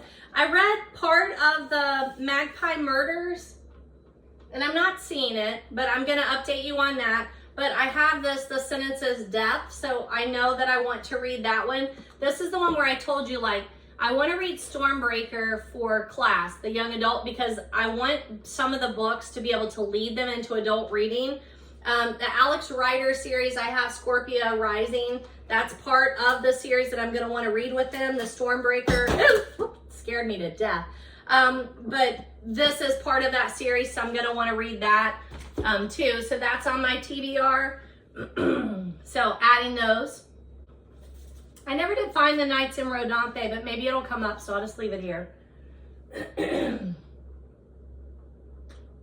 I've mentioned, excuse me, Rich Dad, Poor Dad to you, and I am still listening to that. I'm watching or listening, not watching. I am listening to the book on YouTube. I don't know if it's legal or not, so I will throw that out there. I don't want to break copyright laws, but it's a good audio rendition of it. And I've already read Rich Dad, Poor Dad by Robert Kowalski. Have I talked to you about it before? I don't think I have. But anywho, it always comes up on lists if you are someone who wants to read financial books. And for some reason, I always have former students, guys, maybe some girls, but mostly guys, who I get in touch with afterward or who contact me and they're like, hey, I'm really interested in investing or just finance stuff. Do you have any really good books that are like that? And I always say this is a good one to start with. And it comes up on lists all the time. So currently, one of my former students that we always talk about movies and TV shows, that was our media of choice when he was in high school, and then afterward, we're always like recommending.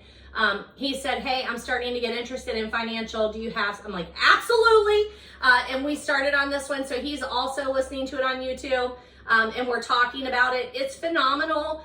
It's dated. Yes, it's dated, but I don't care. Like, it's still really good information and a good place to start. I reviewed this back on January 28th of 2016. But like I said, I am currently re-listening to it on YouTube.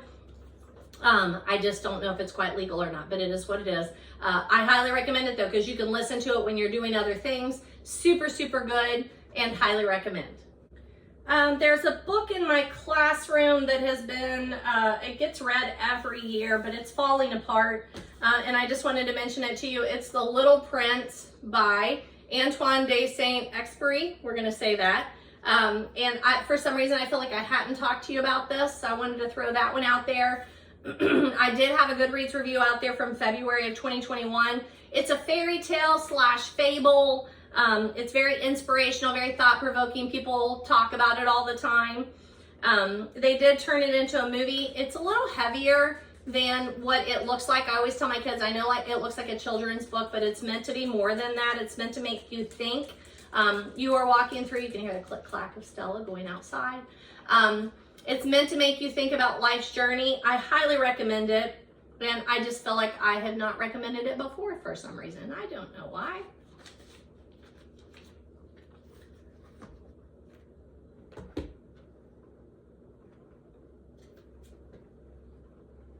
That takes me to Amy Tan. I probably had picked up one of her books in a recent book haul, so I wanted to talk about her for a minute. My introduction to Amy Tan was in college with The Kitchen God's Wife. I did not have a review out there for that, so I added that one back in early June. I remember taking this class with Miss Fish, Dr. Catherine Fish, if I'm not mistaken.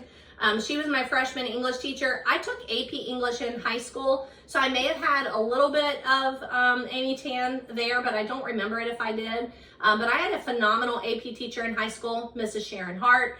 And then even though I was in AP English in high school, I was majoring in English, so I also took English and honors English in college, English 101, I'm sure. But it was an honors class, and man, she like tore us up. Like, you had to do massive reading, massive papers. But I inspired, just really got me moving in the right direction in college, and I knew I wanted to teach English. I'm glad that she was my introduction to English professor in college. She was phenomenal. So wherever you are, Mrs. Fish, Dr. Fish, I appreciate you. But you can tell, like, this is my college, a copy of that when I was reading, lots of underlining. I remember writing papers. And then I also saw Amy Tan talk. I think it was when we went to the book conference in New York is where I saw her speak. And I don't remember a lot about it. I remember what she looked like because she was extremely elegant. But Kitchen God's Wife, Joy Luck Club, they all kind of fall into that same category of just where you are learning about a culture you know nothing about, and it's well worth it. It's another one that people live these lives. The least I could do is read about it, because these fictional stories are definitely based on stories that people have lived out and are living out in real life. It's phenomenal story about culture, family, adulthood. Just such a good literary read. I read Joy Luck Club in March of 2001, and then I watched the movie, and I have this Saving Fish from Drowning, which is a little heftier for her. That's on my to-be-read list. I don't know anything about it other than I'm sure it's another great 12 American tourists join an art expedition that begins in the Himalayan foothills of China. I mean, I need to read it, period. I need to read it. That's all there is to it. So there's Kitchen God's Wife. I do have a copy of Kitchen God's Wife for the classroom for my more serious readers, so I'm interested in adding that. And then the Joy Luck Club. This one, oh, I had to add a Goodreads to this too in June. Kitchen God's Wife, Joy Luck Club, even though they're based on the same basic cultures, you just learn so much, and they're just so well done. I just highly recommend reading and watching any of the movies that are based on her works. To Jeanette Walls, The Glass Castle. I recommend it in my classroom. I have copies in my classroom. I have kids that read it every year. It's phenomenal. It's a great, great opening to a memoir, but I didn't have a Goodreads out there for it. So I added that back in May. I'm telling you, this is one of those books that it stays with you. So it's a memoir. It's heartbreaking. Perfect opening. The author is an adult, and she is headed to speak in an engagement. She's a highly recommended speaker, and she is headed to an engagement, and she looks over in the streets of New York, and there's her mother digging through the trash. And so she has to go back and tell you, like, how can this be happening? It was just such an interesting opening. And then the whole book, she's very honest. The other thing that I really love about this book is the ending. I can't tell you how many memoirs I've read of people who have lived very dangerous childhoods that then break off all contact with their family and move on. And she doesn't. She is still has a relationship with her parents and her siblings. And it's crazy. Like, she moved past it without having to leave everyone behind. And that's not talked about very often. So highly recommend The Glass Castle. I have a hard time reading about neglected and abused kids, and that is the story, but it's very well worth it. If somehow this book has gotten past you, you need to read it. This candle smells phenomenal. I'm just saying. I mean, it's phenomenal.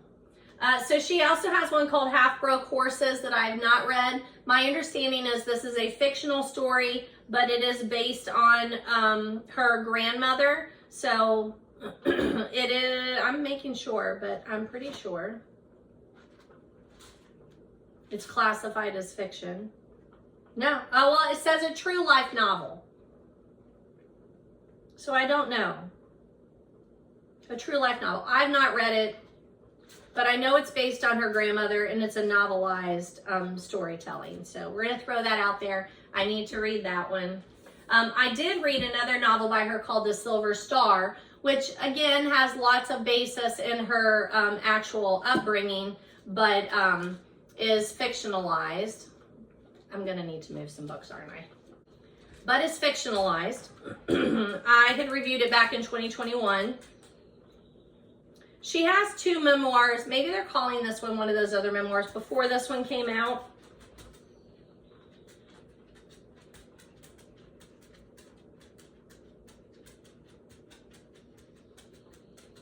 This is the story of the two sisters in Glass Castle, is my understanding, Bean and Liz.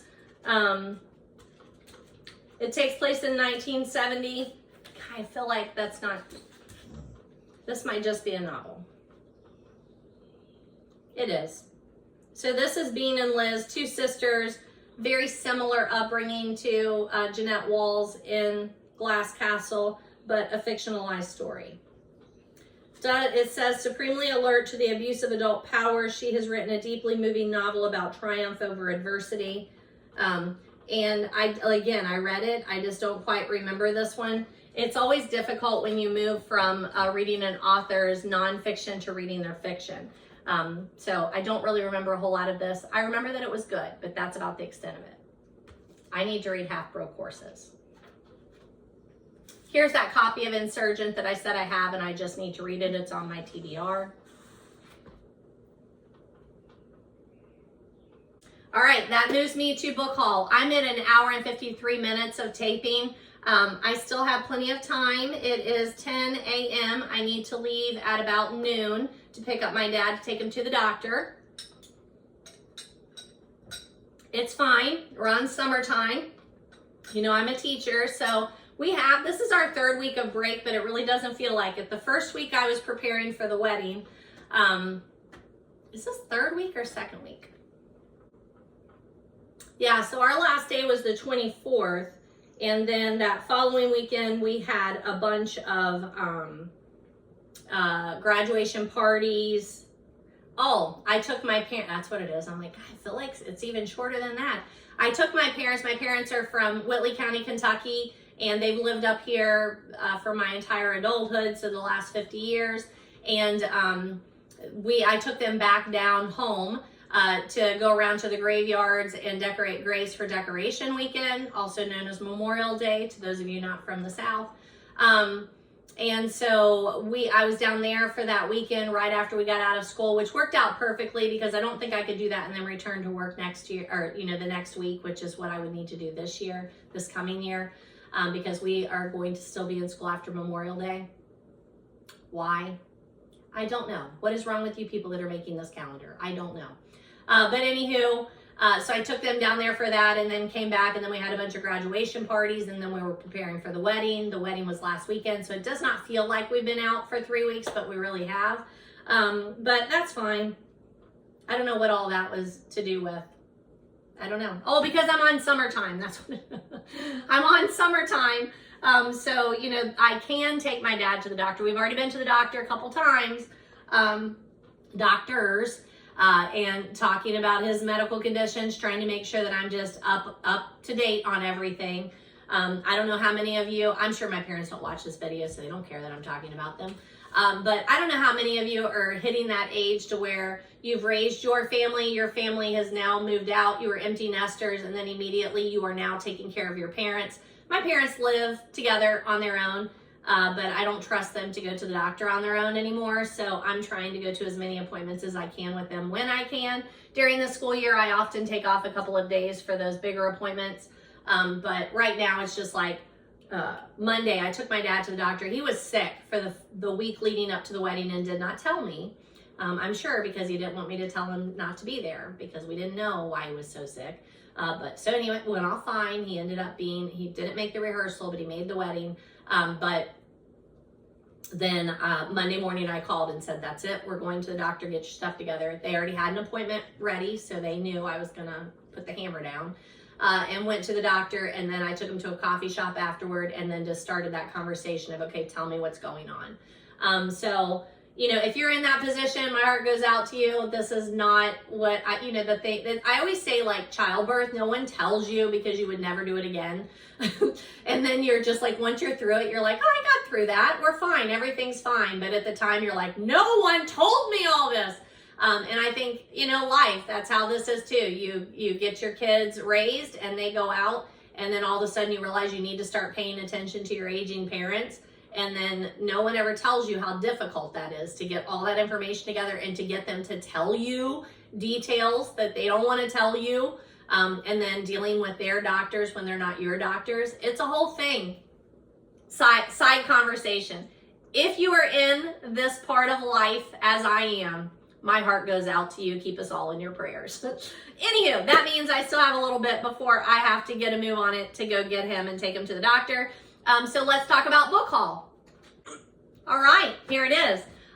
So this is the McKay's used book haul. I'm telling you, get yourself there. If you're close to Knoxville or Nashville, the prices are right. So I'm going to tell you those prices.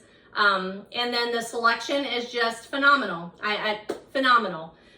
So I probably didn't actually need this, but it's really hard for me to leave one of these vintage books. So this is Agatha Christie's Man in the Brown Suit. I have my stack of Agatha's read down here, and I know I have a Man in the Brown Suit, but it's not an edition that I really like. But when I am going to redo these bookshelves this summer, I'm going to put the Agathas at the top up there. That's my game plan. And so I will be able to show you those a little bit more then, so stay tuned. But this, it was $5.50, and I have a hard time leaving these behind because this is Man in the Brown Suit, and look at this baby. It's a phenomenal cover. Just a phenomenal cover. The cover price is 50 cents. I paid $5.50 for it, and I don't care because I loved that I found an Agatha period. I actually went there. I stopped there, like I have a plan. I stopped there because I wanted to look for the Jessica Fletcher Murder, She Wrote. I'm starting to read those like on my own in order, and I've had the hardest time finding book number 3. So my game plan was every month I would read one of those. So I read the first one, the second one, and then when I got to the third one, my library doesn't have it, Libby doesn't have it, bookstores that I've stopped in don't have it. I was going to have to like order it on Amazon, and I just don't want to do that. I don't mind ordering from Amazon when I have to. I love that they're there for us. Like I can get anything that I need from them. But my books, I prefer to purchase thrift or secondhand. And I also would prefer just to use the library on something like Jessica Fletcher's, but couldn't do it. That's fine. So I originally went in to find that, and they did not have that particular Jessica Fletcher, but they did have another one. So I'll be talking to you about that one. I did eventually find the Jessica Fletchers in a half-price books in Lexington, I think. I don't know. We'll see. It'll come up. Anywho, these are from the McKay's Used Books in Nashville. Get there if you can. And that was my first one. What did I just do with that? Like I peeled the, oh, right here.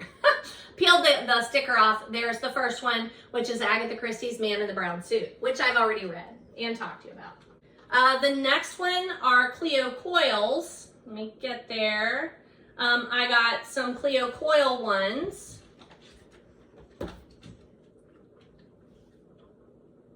I think this Cleo Coil that's on top is going to come up later. I think I picked it up somewhere else, but this is French pressed.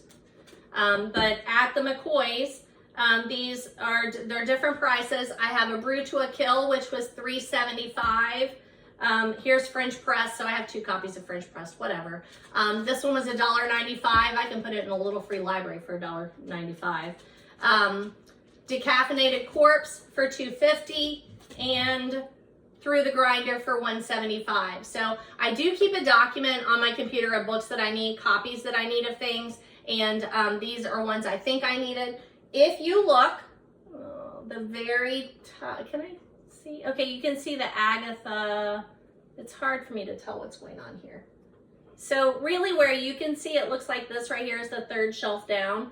That's my Cozy series. You've got Lillian Jackson Braun and Kate Carlisle. So it's the next one. You can see Murder by Mocha. There it is. Murder by Mocha is turned out there. Murder by Mocha by Cleo Coyle. Death by Coffee by Erickson. Those are my Cleo Coils. So I have some that are in hardback, and then I have some that I just still haven't read. But I want that whole series because that is a series that I'm going to read the whole series. And I've talked to you about Cleo Coyle a little bit.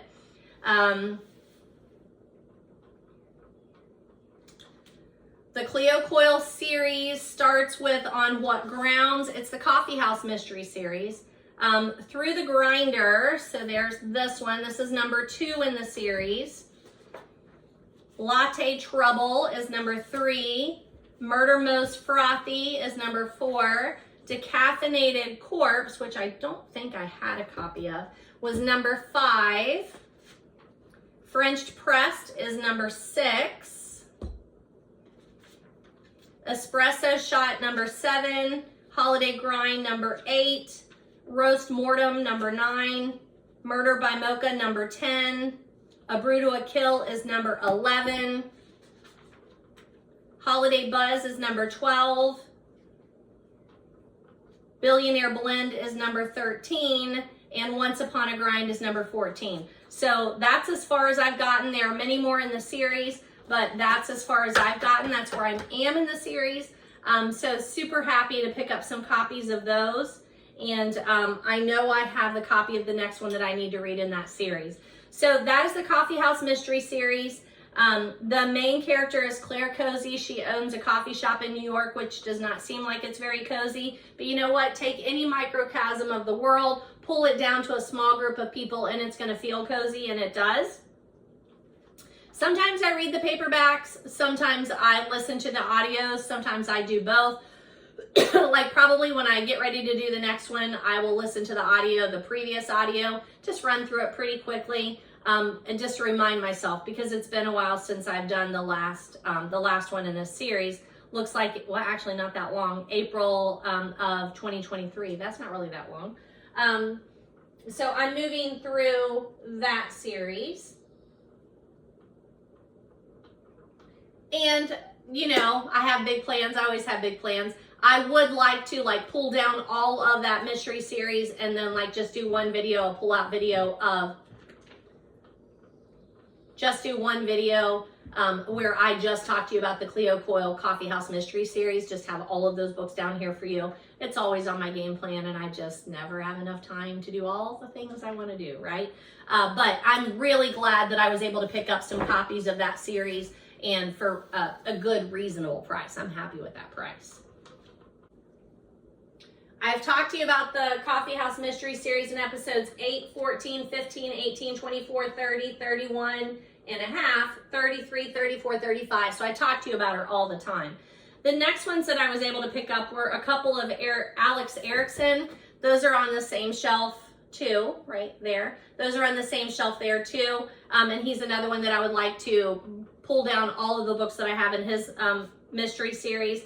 Now, the one that I do of his mystery series is the Bookstore Cafe, but I have picked up a copy, and this is a different series by him. This is a Forever Pets mystery series. This one's called Dial M for Maine Coon. And then I picked up Death by French Roast by him. So Death by French Roast was $3.25. Dial M for Maine Coon was $6.25. Both of those reasonable prices for books that I know I've either read or want to read and want to pass around and put in my collection. For that Bookstore Cafe Mystery Series, I have read and talked to you about, let's see where I'm at, Death by French Roast. Death by Coffee is number 1. Number 2 is Death by Tea. Number 3 is Death by Pumpkin Spice, great seasonal read. 4, Death by Vanilla Latte. 5, Death by Eggnog, seasonal read. Number 6, Death by Espresso.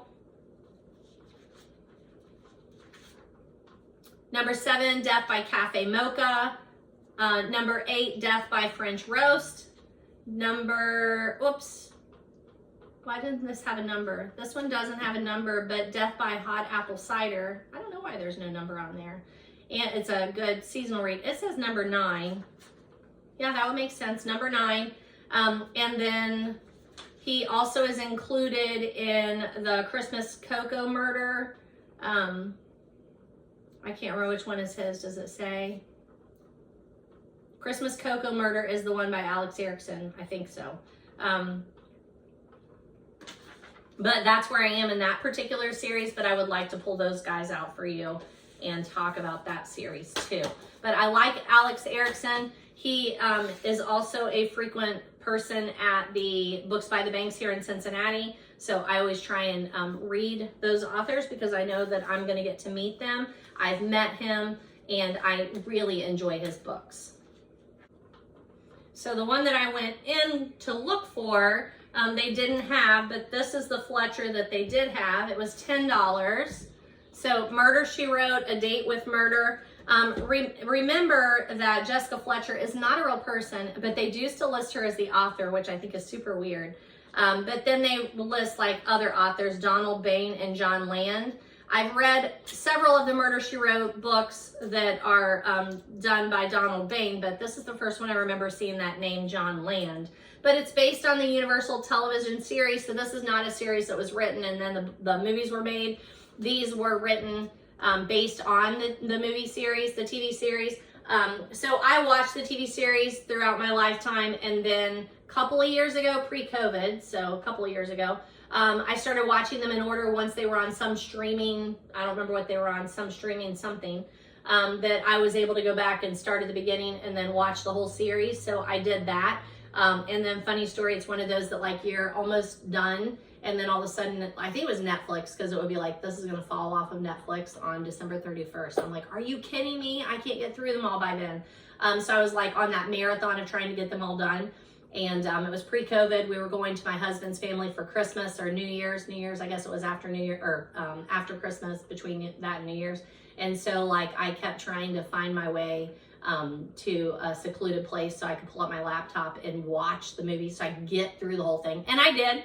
But I finished watching the series in order, and then I had read 1 or 2 of the book adaptations, and it's another one that I'm like, I love these so much, and I miss watching the TV series for the first time. Like, they're still on all the time, but I missed doing that, so I started reading the series. So I'm on book number 3. I picked it up somewhere. This is not number 3. I don't know. I didn't write down what number this is. But I'm adding it to my list, but there's a ton, like there's a bunch of them. So not something that I'm worried about getting done anytime soon, but I enjoy it. So I was actually reading an Amanda Flowers book while we were there, and they had a couple of copies, so I picked them up. Put Out to Pasture, it's a farm to table mystery series, $2.95. And then In Farm's Way, $3.25. And this is a series that my online group that I participated in, Killing Time with Cozies, on Beach Bum Bookworm's YouTube channel. They meet every Sunday-ish, and this is a series that we did a read-along together. And I liked it. I did the audio of the first one, and I think I read the ebook of the second one. I think that's how it went. But I enjoy them. Amanda Flower, I know, is super popular in the cozy world, but I've enjoyed it. And let's see. I talked to you in episode A5, which is one of my very early YouTube videos. And then 44, 45, and 47. I read Put Out to Pasture, which is number 2. What's the first one then?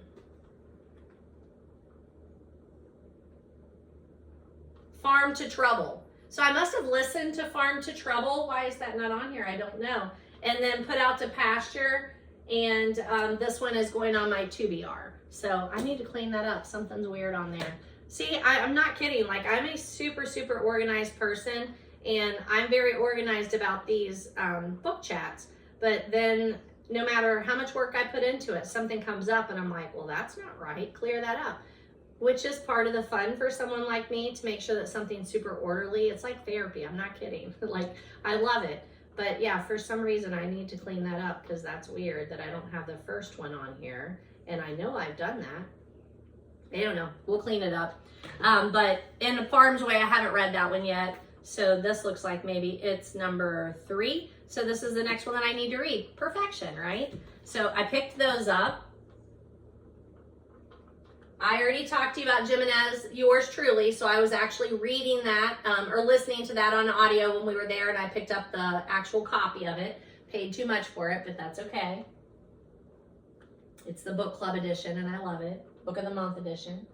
The next one, they had a copy of Malier's Pagan Spring, which I've also already read, and it was $10, which is more than I wanted to. I really got caught up in just being there and just the massive selection. Like the Malier books, it's G.M. Malier.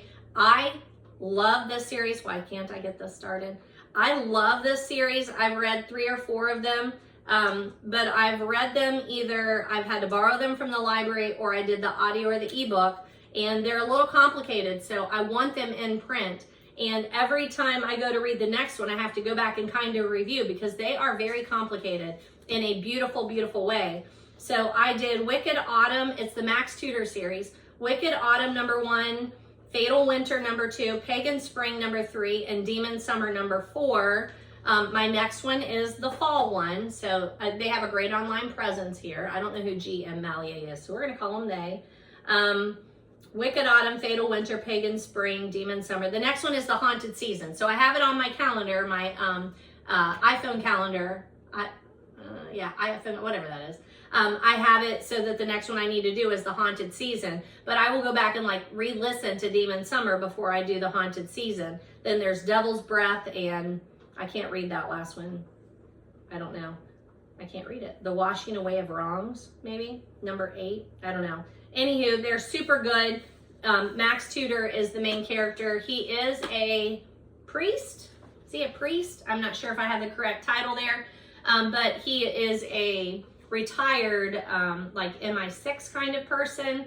I don't know, I'm not giving you a very good one here. I'm just telling you, if you like Knives Out, I think that's how I ended up, is like one of the blurbs said, it's a Knives Out kind of mystery.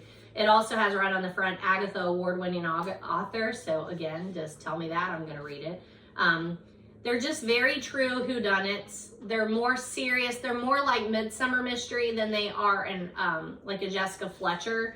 They're smarter, more in-depth, more complicated. You can't just, you know, like a lot of my Jessica Fletchers or my other cozy mysteries, I like doing the audio because it's just so easy just to listen while I'm doing laundry or dishes or whatever. This one, you can't do that. You got to pay attention, but in such a lovely, fun way. So picked up a copy of Pagan Spring.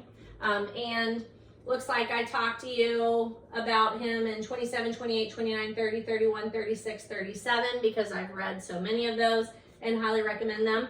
And then my daughter-in-law, so nice that I can just say daughter-in-law, not future daughter-in-law. I love it. I love it. It was so nice the day after the wedding when we went back to, you know, make sure everything was cleaned up and everything was packed up and, you know, everybody was paid, like the whole after wedding fun. It was nice when they walked in that I was like, well, hi, Mr. and Mrs. Lovin. Like, I love it. I love it. We love her. And she's a reader, so I just can't ask for anything more. She's such a sweetie. But anywho, she likes Megan Miranda. This is The Last to Vanish, so I picked that up. It was $10. It's a paperback, again, a little pricey for what I want to pay. But you know, there were just certain authors on my list that I really wanted to just pick up. I've been looking for them for a long time and hadn't had them. So this is on my to be read list and I'll pass it to her. But I want to say she told me she might have already read this one, so I just picked it up so that I could read it. And Megan Miranda, I read some others of hers, and I think like The Missing Girl, All the Missing Girls, I have a copy of that in my classroom. So I just know that those are books that my girls will like to read, so I wanted to pick up extra copies of those. I met this Carrie Winfrey at Books by the Banks a couple years ago, and I read the Waiting for Tom Hanks. I loved it. This one was $4.50 at McKay's, which is a good price. I'm happy if I can get under $5. I already had this checked out, the audio from Libby from my public library whenever I picked this one up. So then I just returned it and decided I would read this one in print since I had it. But I really like her books. They're very light romance. And I already talked to you about Waiting for Tom Hanks in A1, episode 9 and 32. So I've talked to you a couple of times about her, and I'm looking forward to putting that on my TBR list for sure.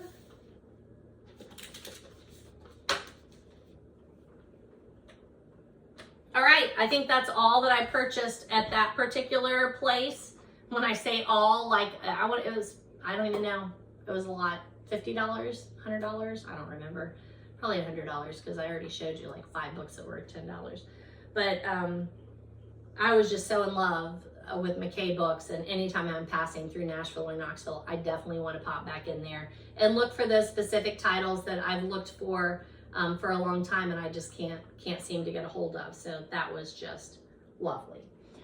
The next little book haul I had was the Wilmington Goodwill. I'm really glad I popped in there because, let me grab it. Because when I popped in, they had Killer and Crinlands, which is the second Duffy Brown in a Consignment Shop mystery, which is the next one that I want to do. And I picked it up there, and it's one that's signed. Hi, it says, oh, maybe it's Ripley. Ripley Friends. Ripley is the best river, river town ever. I just love visiting from Cincinnati, and it's Hugs Duffy Brown. And like I said, this is the next one that I needed to read by her, so I'm glad that I got a copy of it. That was from the Wilmington Goodwill. I've mentioned Duffy Brown in 1345-47. And then I also picked up this copy of Crave by Tracy Wolf, which has been on my 2BR forever, and I need to read it. I think this is the first in the series, the Crave series, if I'm not mistaken. Of course, it doesn't say it here, but this has been on my to be read for a long time, and it's one that I imagine I will be putting in the classroom afterward. I stopped in the Loveland Montgomery Goodwill, and that is where I picked up, where are you? Survival of the Fritters. I don't know, I can't help myself. It was $1, so how do you not pick it up? First in a new series by Ginger Bolton, a Deputy Donut series. There's a cat and donuts on the front. So I don't, you know, again, I had never heard of it and I don't care. When you show me a cover like that and it's $1, I'm gonna give you my $1 and move on. I can always throw it into a free little library if I start reading it and I don't like it. But how am I not gonna like that? I don't know. And then Huga and Kisses. Where is it? Right here. Again, I don't know anything about it, but that title, I'm gonna grab it. Clara Christensen, curl up with a hot cocoa and cozy blanket and fall in love. Huga and Kisses. I don't know that I've ever read a Huga. Am I saying that right? I don't know. I don't know. Only those that know are going to judge me anyway. But this is a novel, so I thought that looked like fun. Now, like I said, we are going to Hawaii, and I am a super freak. I don't really apologize for that. But research is in my blood. I'm a librarian, and so the second we're going to Hawaii, I want to make sure that I'm doing thematic reading there. And Michael Crichton did the Jurassic Park film, or the Jurassic Park series, which I absolutely love. I've read Jurassic Park and The Lost World and lots of other Crichton books, so I'll be talking about him more. But the Jurassic Park films were filmed in Hawaii on the various islands, but we're going to Waikiki, and I know it's on, I haven't said it out loud. Oahu, is that right? I know that some of them were filmed there, so I'm super excited about that, but of course I'm gonna need to read Crichton while I'm there then. So I plan to read Hawaii by James Michener. I picked up a copy of that somewhere. And then I have Congo by Michael Crichton, so I'm gonna take that. It's a paperback that I can leave there because I have other copies. And then he has a new one. Michael Crichton made notes on a book, and then Stephen King finished it for him. It is called Eruption. I probably shouldn't be reading that while I'm there, but you know, just like the school shooting and the wedding kidnapping, like I just do those things. I don't know why I do those things. So I'm gonna probably listen to that one while we're there. But I picked up a copy of The Lost World. I think I already had a copy of The Lost World. So this one will go in the classroom. It was $2 instead of $1. Why? Who knows? Don't care. I happily give my money for books for my house and my school library, my school classroom library, not library. And then when I know that there's a book that I really, really like and I can put it in a free little library and maybe trade something else for it, I like to have a little book in the back of my car for those. Anytime I take a trip, even for the weekend or to a restaurant, like I throw a book in case I run across a free little library. I always have something to donate. So picked up a copy of The Lost World. I've talked to you about Michael Crichton a lot. I picked up, whoopsie. I picked up an Ashley Flowers book. She is a podcaster on some podcasts that I do always listen to. Let's see. She's the founder and chief executive officer of Audio Chuck, the award-winning independent media and podcast production company. Crime Junkie is their top-rated podcast, and I did just recently share, if you're friends with me on social media, there's here how it's made in the Crime Junkies, but it's not Ashley Flowers, it's the other one, the other girl that does that, I'm pretty sure. She walks you through like how they make a podcast. It's so good. I don't know, you can probably find it on YouTube. I don't really remember what I saw it on, but then I shared it on my own Facebook. So follow me for all book related content, etc. But I knew that she had this. Actually, Chuck makes an appearance in the video, so maybe it was Ashley Flowers. She doesn't look like this picture that's on here though, so I don't know. Anywho, I knew that she had written a novel, and I had planned to get to it at some point. I just didn't. It's you know, a crime novel. But this one was, where was I at? Whoopsie, because I dropped my computer. Loveland Montgomery Goodwill, so glad that I stopped in and got a copy of that. That's on my to be read list. And then Gran, we did just read, what's it called? The Killers of the Flower Moon. I think that's him, isn't it? And this was there. This is The Wager, and I think this is like one of his newest books. So yeah, David Grann, Lost City of Z, which I have a copy of and haven't read. Killers of the Flower Moon. We just did that for book club. It was my suggestion, the Osage murders and the birth of the FBI. And I know I talked about my book club a little bit earlier in this. I don't know if any of them actually watch my videos. Tell me if you do, ladies. But they aren't super serious readers usually, and it got lukewarm reviews from our book club. A lot of people had seen the movie and then had read the book, and that was the biggest topic of conversation, is how different the two are in tone as well as content. So I thought that made for a great discussion. But this, I really feel like this is his newest one, 2023. Actually, he has one more, I think, that just came out. But this was there. It's called The Wager. It is a tale of shipwreck, mutiny, and murder. So I will definitely be reading this one. And I would read anything that David Grann writes. I just think he's a phenomenal writer, and he's dealing with things that I would never know about. But because I like his writing, I'm happy to read them.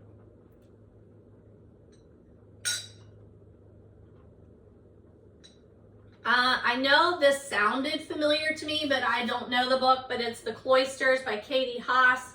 It's a Read with Jenna book. I'm starting to pay way more attention to Jenna Bush Hager. I think she's doing a phenomenal job getting the love of reading out there. I don't watch that show. It's what, Jenna and Hoida or something like that. Huda? I'm not sure. But I did turn it on the other day, but it's the same thing. Like, it was just, I feel like that's a different audience than I usually am, but I like seeing the little clips. So I picked up this. This is The Cloisters. It says A Perfect Mystery. It has the tag on it for $17.99, and I think I paid $2 at Goodwill. I picked up another copy of Harry Potter and the Cursed Child. I'm pretty sure I have a copy here, and I think I might even have one in the classroom, but it's another one that I feel like I always just pick up a copy if it's $1 or $2, because someone that I'm talking to, we're going to be talking, and they'll be like, yeah, I never read The Cursed Child. And I'm going to be like, here, you can just take this because you need to read it. Because it's good. If you are a Harry Potter fan, it's just good, and you need to know. You need to know that it exists and how J.K. Rowling writes something different. And it's a play. So, and my kids, like, if you're the students, if they've watched all the Harry Potter movies or they've read the books, but then they haven't done that particular one, like, I want them to know this exists. Last summer we were going to the Columbus Book Convention, something, book celebration, I don't remember what they call it, but it's coming up again. My cousin's gonna come in, and we're gonna drive up to Columbus and hang out there for the weekend and go to it again, because it was super good. It's at the Columbus Public Library, and their main speaker last year was Maggie Smith. You could make this place beautiful, and I borrowed it from the library and read it, and it is phenomenal, and loved her talk. She did such a good talk. It's a memoir, and I found a copy at Goodwill, so I picked it up. I talked to you in episode 37, I think, about it. In the little free library, I picked up a copy of Paige Shelton, Lost Books and Old Bones. I've read some Paige Shelton. She's a cozy mystery person. I enjoy her, so that's going on my to-be-R list.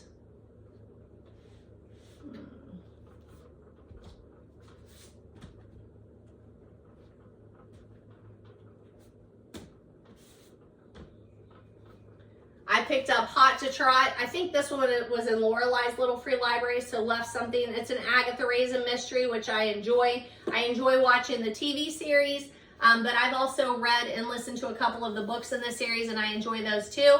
So definitely putting those on my TBR. You can watch that series on Acorn if you have Acorn. I picked up this.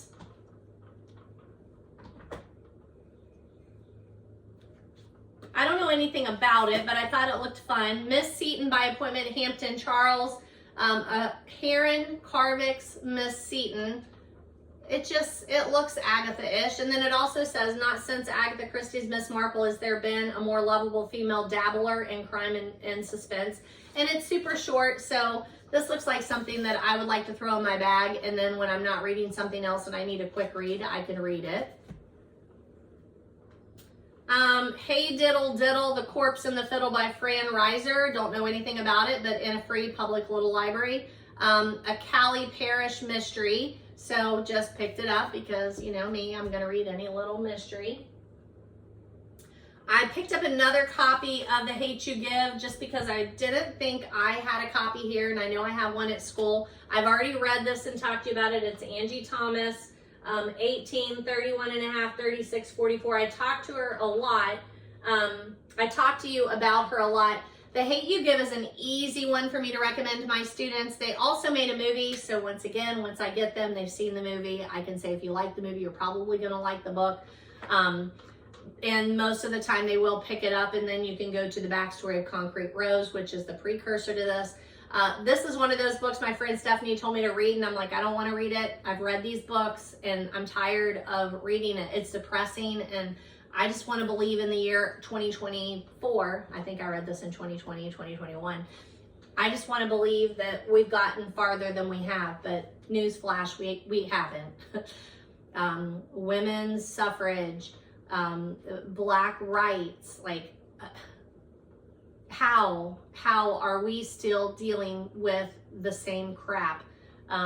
You know, and that list can go on and on and on, and I don't know how we haven't learned our lessons and moved past color of our skin or socioeconomic class, abuse. Like we know these things are detrimental to us as a society and humanity. Why are we still doing this? And I don't know why. I don't know. Gender equality. I don't know why. Why are we still doing all this? I don't know. But what I do know is it never gets old to read a book and learn more and raise your awareness and think about someone else's perspective. That part, we just need to continuously do it. And The Hate You Give is definitely there. There is a young Black girl that is caught up in some police brutality, injustice, and her family already doesn't fit in with her community, and she just doesn't know how to do the right thing and yet not subject her family to more, you know, just turmoil. And I'm sorry, but there isn't a way to do that. It's just a beautiful book. It's very well done, and I'm so glad I read it. Thank you, Stephanie. I don't know what this is, but it's one of those books that I pick up, and I know I don't know what it is, but I feel like I might as well get it because it's like $1. It is Harry A. Schutte, another diary by the author of The Real Diary of a Real Boy, Bright and Fair, B-R-I-T-E, illustrated by Tasha Tudor. So when I saw illustrated by Tasha Tudor and I opened it up and there are all these lovely illustrations, I'm like, okay, I don't even know anything about Tasha Tudor but her name, but I know that I should appreciate her. So picked this one up, maybe $1 at the at Goodwill, or Free Little Library. I don't remember. Free Little Library, it says. I stopped at the Goodwill in Beachmont because, again, I was on the hunt for that Fletcher book, and I picked up the Cleo Coyle, the French pressed. It was there, and a couple of these Holy Moment books that I know I read and reviewed for you last summer, and they are free, but I purchased them from Goodwill for $1 so that I could pass them on. And because they're really good little gift books. Someone gave it to me as a book gift for my birthday last year, and then I read it last summer as like a devotional, and it's just inspirational reading. You just need it. You just need it. So I did. And you can order like 20 books or something like that for, you know, I think you just pay shipping or something. And I had every intention of doing that, and I didn't. So when I saw these and they were just $1 a piece, I'm like, I'm going to grab them and pass those on as free gifts because they're fabulous. If you know me and you want them, tell me. I will bring them to you. Okay, that takes me to the Lexington half price, where I finally found Brandy and Bullets for $3.50. Manhattans and Murder for $3.99. You Bet Your Life, $3.50. Destination Murder, $3.99. Killer in the Kitchen, $3.99. The Ghost and Mrs. Fletcher, $3.99. And Rum and Razors, which I have already read this one. This is number 1 or 2, for $3.99. But I listened to that one, I think, so I didn't have a copy. So I picked all of those guys up at half price, and I think I even left my receipt in here.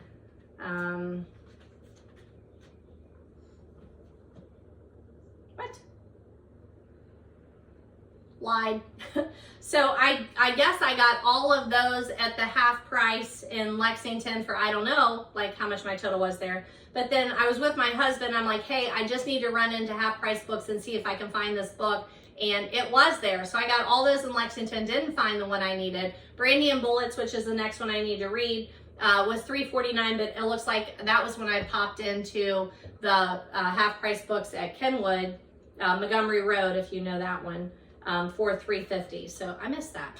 And then I also picked up the copy of James A. Michener's Hawaii because I wanted to read this when we're in Hawaii. This is my one book that I'm taking. Actually, I think I'm going to take 2 or 3 if I can fit them. We'll just have to see, because I am really trying to get by with my personal item and a carry-on, no checked baggage, because we are flying from here to Texas, Texas to LA, LA to Hawaii, Hawaii to LA to Cincinnati. So that's way too many for me to think that I might have to transfer luggage. Anywho, so I picked this up. This has been on my TBR because my book club told me to read it, and it was $2. Are you kidding me? $2?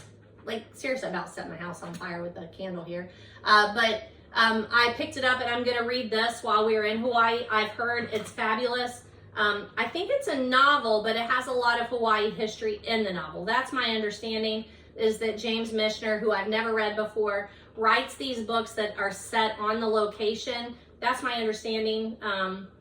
America's preeminent storyteller, James Michener, introduced an entire generation of readers to a lush, exotic world in the Pacific in this classic novel.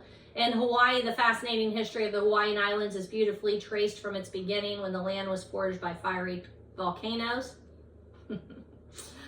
But this is a novel about people of strength and character, original Polynesians, fragile missionaries who came to bring their religion to the natives, Chinese, Japanese, Filipinos who intermarried with a beautiful race called Hawaiians. Here's the story of their relationships, toil, and success. Their strong, aristocratic kings and queens and struggling farmers, all of it enchanting and a very real in this almost mythical place. So I am super excited to read that. And like I said, it comes like with personal recommendations from my book club and from people that I trust. So that's always a plus. I hope you trust me. If you have, what is this, episode 48? If you have watched my 48 videos, I am frank, I am honest. I will never recommend a book to you that I don't like without telling you why I think you might like it, even though I didn't. So try to be honest and fair. So I hope you trust me for that. But more than that, I hope you just enjoy the bookish content and the bookish chatter. I'm at 2 hours and 41 minutes of taping, but I will cut that down for you. We are almost there, so hang in there with me. Let's see. Oh, actually, we're through with all of the book haul and all of that. So just a couple other things I want to throw out there to you. So just sit back and relax here with me for a minute. I've also almost made it through my London Fog Latte. And my mom just texted me and she's like, hey, come as soon as you can, like whenever you're ready, like we'll make our way there. I get my anxiety, honestly, from my parents. My dad's appointment's not until almost 3 o'clock, but he wants to be in the waiting room an hour early so that he can drink and get well hydrated and be ready for his procedures. I totally get it. This going to Hawaii, I told my husband, I'm like, hey, we have to be at the airport like 2 hours early. He was like, no, you don't. Yes, you do. He's like, you really don't. They say you don't have to do that anymore. Number one, I don't trust they. I don't trust them. And number two, I'm a super freak and I won't be sleeping anyway. So why not just go to the airport, get checked in and sleep in the chair? Because if you miss that first flight, I can't even imagine the chaos that would ensue on trying to get all your connecting flights. So we're not going to do that. We're going to be there on time and then trust that the airlines will get us to Hawaii eventually. But he was like, oh my gosh, are you serious? Yes, I'm very serious. And I'm just like my parents on their doctor's appointments. You're going to be there early because why not? But some book news I did want to talk to you about. I read about a book called Stuart Turton's Whodunit. It's a high concept murder mystery. I've never heard of that high concept murder mystery genre before. The Last Murder at the End of the World. So if any of you have read that, I'm interested in that. I don't know anything about it.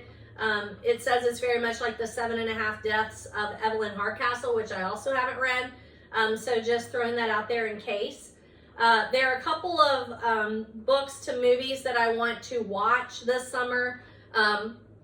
Jimenez, Children of Blood and Bone. I never saw the Collins, The Ballad of Songbirds and Snakes. I didn't get into the theaters when it was there. I still haven't watched Doer's All the Light You Cannot See.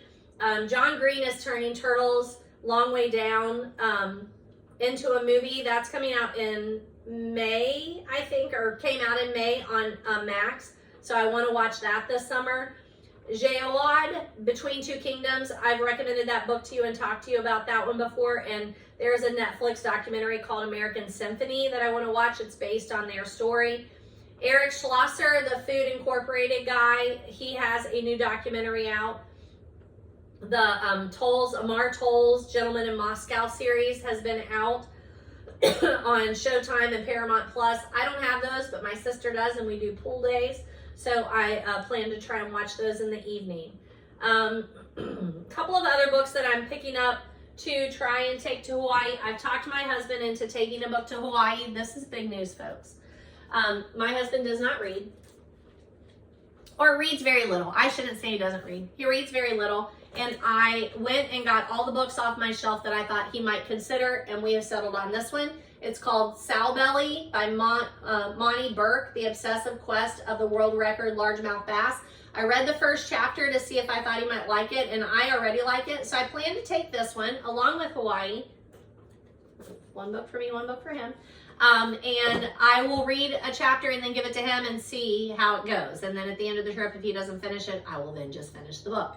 But those are two that I plan to take. I have another little book that I want to take, and I know I've shown it to you, so I'm not going to dig around for it, but it's called Murder, She Wrote. By the time you read this, I'll be gone. It's a young adult Murder, She Wrote book. My cousin sent it to me around my birthday, I think it was, so I'm going to take that one with me.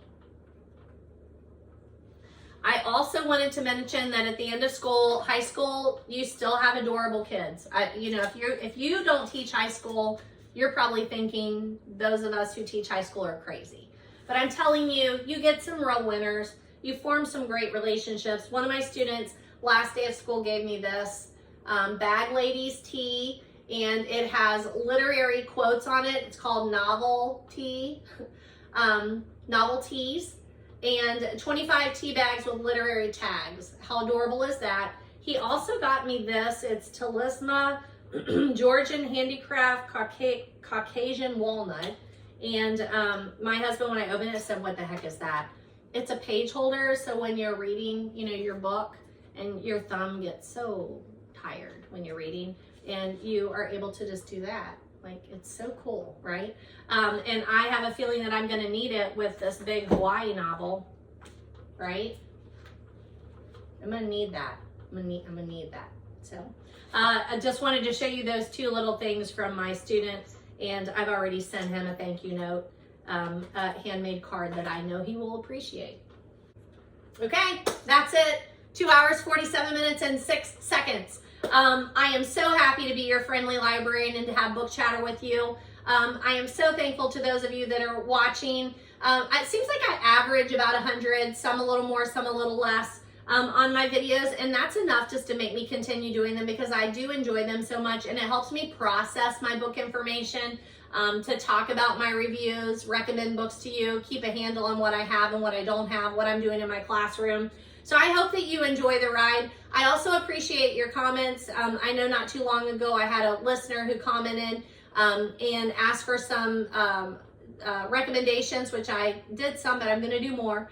And then also said, I don't care how long your videos are. I am just listening to them while I'm getting daily life stuff done. And I appreciate that because it is something I stress a little bit over, that my videos are too long and takes me forever to edit them and try and get them, whatever. And then after that, just like that release of the pressure of trying to narrow them down, I'm like, it is what it is. Some people appreciate it. I might not be everybody's person. That's okay. I think I already mentioned my shirt, Live a Great Story. That's my game plan.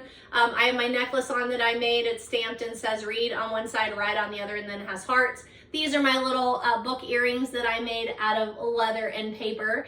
And I just love bookish things. And I figure if you're here, you probably do too. And if you are like me, I'm listening to hours and hours of audiobooks all day long anyway. So what does it matter if you're listening to hours and hours of book chatter? So let me know what you need. Let me know what you are listening to, reading, what you want to read, what you recommend. If you are a fellow booktuber, please make sure you share, or Instagram or TikTok or whatever your platform of choice is. If you have bookish content, tell me. I will follow you. All the books I talk about, I either already have Goodreads reviews or they're sitting in a stack to have a Goodreads review added so I can give that to you. I do plan on doing some shelf things this summer with you, so stay tuned. I will try and do that more. I've been out 3 weeks. I already plan on having 3 videos done. That hasn't happened, but whatever, right? Like, you have the time you're given, just whatever. But you can easily find any of the books that I've talked about at your public library or at thrift. You don't have to purchase them retail, but if you do, consider buying from an independent bookstore. Hit that subscribe and like button so that I know that you're following along and that you appreciate the videos. Comment, email, or message me. Let me know. And keep in touch, folks. Happy summer reading.